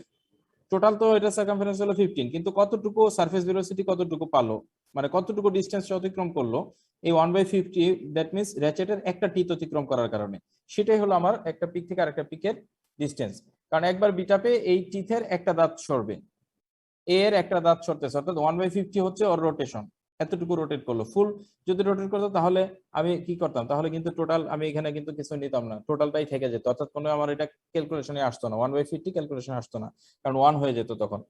কিন্তু আমি করতেছি কি, এ পুরোটা ঘোরা আমি নিতেছি না, আমি নিতেছি কি অনলি এর একটা টিথ ঘুরলে পরে কতটুকু ডিস্টেন্স অতিক্রম করতেছে সেটা আমি ক্যালকুলেশন করতেছি। সেটা হলো একটা পিক থেকে আরেকটা পিকের ডিস্টেন্স। একটু আগে যেটা বললাম, আবার একটু চিন্তা করে দেখো বুঝো কিনা। জি স্যার, বুঝতে পেরেছি। সেম একইভাবে 7 হুইল টেক আপ মেকানিজম একইভাবে, জাস্ট শুধু এখানে চেঞ্জ হুইলের পজিশনটা অন্য জায়গায়। এটা একটু মানে আঁকাটাও দেখতে হবে, কারণ এটা মেশিনে আছে, এইভাবেই আছে। তোমরা যদি প্রয়োজন হয় ল্যাব খোলা আছে, ল্যাবে এসে দেখে যেতে পারো, দুইটাই মেকানিজম আমাদের আছে, 5 হুইল এবং 7 হুইল। তো এইটাও পিক স্পেসিং বের করতে গেলে এখানে আমাদের যে র্যাচেট হুইলটা আছে সেটা এ, তো এই র্যাচেট হুইলের রোটেশনের কারণে র্যাচেট হুইল যদি অ্যাক্টিভ পরিমাণ করে এখান থেকে আমাকে মোশনটা ট্রান্সফার করতে হবে চেঞ্জ হুইল হয়ে, দেন ড্রাইভার বাই ড্রিভেন হয়ে আমাকে আলটিমেটলি ওই টেক আপ রোলার সার্কামফারেন্সে চলে যাবে, এবং টেক আপ রোলার সার্কামফারেন্স কতটুকু রোটে ডিসটেন্স অতিক্রম করে সেটাই আমাকে এখানে ক্যালকুলেশন করতে হবে। এখানে চেঞ্জ হুইল ড্রাইভার পজিশন আছে না ড্রিভেন পজিশনে আছে? ড্রিভেন, আর এর আগেরটাতে কোথায় ছিল? ড্রাইভারে ছিল। হ্যাঁ ড্রাইভারে ছিল। তার মানে যদি এরকম কোশ্চেন করা হয় 5 হুইল টেক আপ মেকানিজমে চেঞ্জ হুইল এবং 7 হুইল টেক আপ মেকানিজমে চেঞ্জ হুইল রিলেটেড কোনো প্রশ্ন করা হয়, যে চেঞ্জ হুইল বাড়লে 5 হুইল টেক আপ মেকানিজমে পিক স্পেসিং বাড়বে নাকি 7 হুইলে বাড়বে, কোনটাতে বাড়বে? পারা যাবে? চেঞ্জ হুইলের টির সংখ্যা যদি বাড়ানো হয় তাহলে তাহলে স্যার 5 হুইলে কি বাড়বে 5 না হুইলে কমবে? বাড়ার কথা, কারণ 5 ওইটা হুইলে বাড়ার কথা ড্রাইভার। না, বাড়বেই। আর যদি বাকি সব কনস্ট্যান্ট থাকে, আর 7 হুইলের ক্ষেত্রে 7 হলে কমবে। স্যার কমে যাবে যেহেতু কমে যাবে। driven। বুঝতে পারছো তো? আবার এটা ক্যালকুলেশন গুলো দেখবা নিজেরা, যদি না বুঝো এরপরেও ক্লিয়ার না হয় আমাকে বললো, আশা করি বুঝবা, বুঝতে পারবা। কারণ র্যাচেটের অ্যাক্টিভ পরিমাণ এই জন্য 1/24 ইউজ করছে, বাকি সব তো ড্রাইভার বাই ড্রিভেন, আর কিছু না। এবং ফাইনালি দেখা হচ্ছে যে কতটুকু পরিমাণ টেক আপ রোলার মানে ডিসটেন্স অতিক্রম করতেছে, সার্কামফারেন্স কি ডিসটেন্স অতিক্রম করতেছে, সারফেস ভেলোসিটি বের করা হচ্ছে, সারফেস স্পিড ওখান থেকে ক্যালকুলেশন করা হচ্ছে। সেটি হচ্ছে আমাদের একটা পিক থেকে আরেকটা পিকের ডিসটেন্স। কারণ পরে যদি আরেকটা টিক অতিক্রম করে তখন হয়ে যাবে কি, ওই যতটুকু অতিক্রম করছে পরের বার আবার অতটুকু অতিক্রম করবে, এর ভিতরে একটা পিক ইনসারশন হয়ে যাবে। দেখো বোঝা যায় কিনা।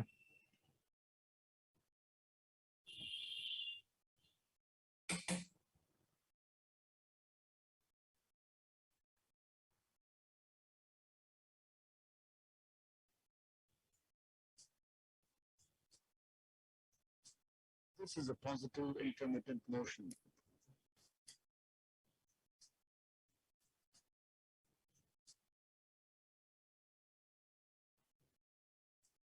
দেখছো এখানে র্যাচেট যেটা, এই যে এখানে একটা পুলিং পল আছে, এটাকে পল বলতেছে, এবং এটা হলো র্যাচেট হুইল। এই পলের মোশনটা আসতেছে যে স্লে অ্যারেঞ্জমেন্টটা ছিল না, স্লে সোর্ট, সেই স্লে সোর্ট থেকে কিন্তু পাচ্ছে। অর্থাৎ প্রত্যেকবার বিটাপের ফলে ও একটা করে টিথকে সরাবে।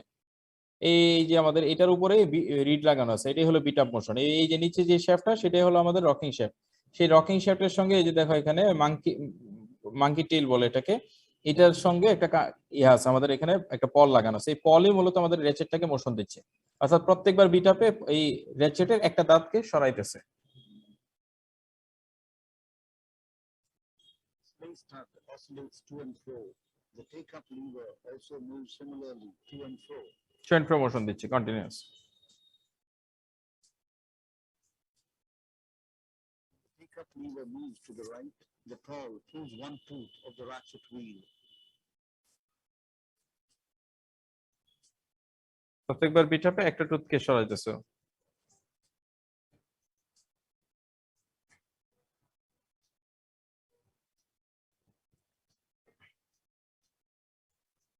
এবং এই যে দেখো ব্রাউন কালার যেটা, সেটা হচ্ছে আমাদের change wheel. This happens when the crank is at the front center.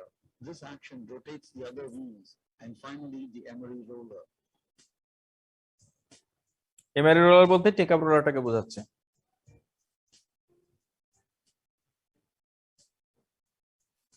এবং নিচেটা যেটা ওটা ক্লথ রোলার, এটাই হচ্ছে MRE roller. In contact with the emery roller, then rotates and takes up the cloth. This mechanism is positive and involves 7 wheels. The pitch per inch in the fabric can be altered by using the appropriate change wheel.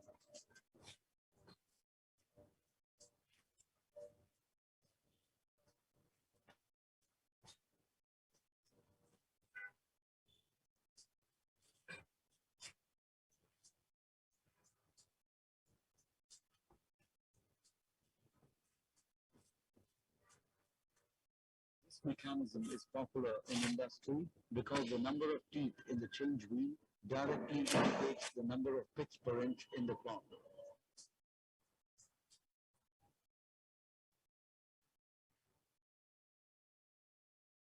Verb.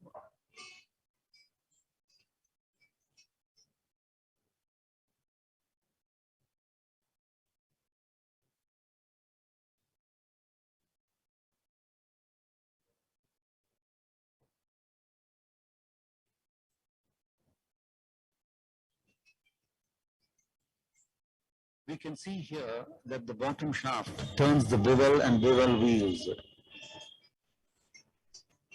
It thus drives a side shaft and this turns the worm.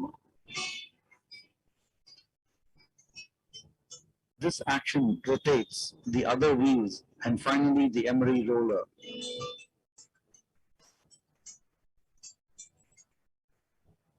The cloth roller turns by surface contact with the emery roller and the cloth winds on it. This mechanism is continuous in action and suitable for filament weaving. The picks per inch in the fabric can be altered by using the appropriate change wheel.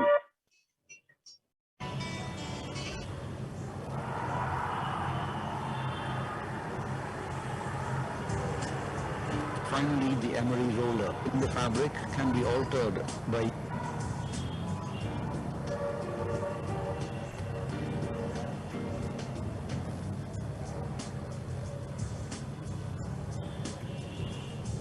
This mechanism is popular in industry because the number of teeth in the change wheel directly indicates the number of picks per inch in the cloth.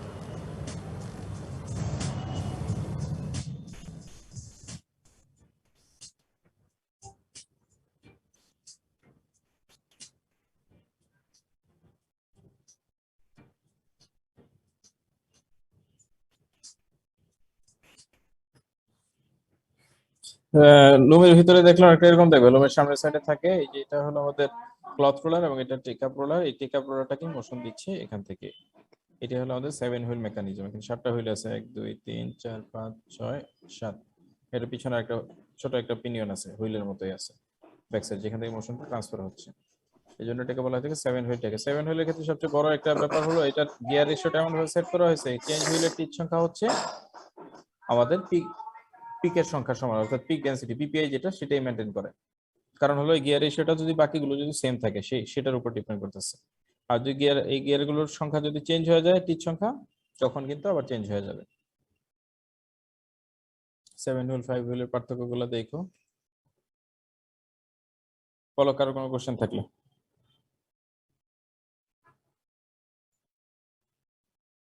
আরেকটা class লাগবে, কবে করবে বলো? কালকে?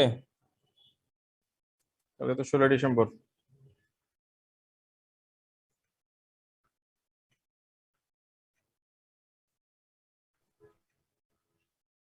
Sir I guess সিয়াররা হচ্ছে মানে আপনার সাথে কন্ট্যাক্ট করে নেবে একটা ক্লাসের জন্য। ঠিক আছে, তাহলে সিআর নাই কেউ এখন এখানে? সিআর কেউ আছে? কি হলো, সব সিআররা কোথায় গেল? মাঠে খেলতেছে নাকি? বুটিক্সের মাঠে খেলা চলতেছে তো দেখলাম। পার্টিসিপেন্টস কম, তোমরা এটা শেয়ার করে দিও প্রয়োজন ওদের সঙ্গে। ঠিক আছে, আমরা ক্লোজ করতেছি। Thank you.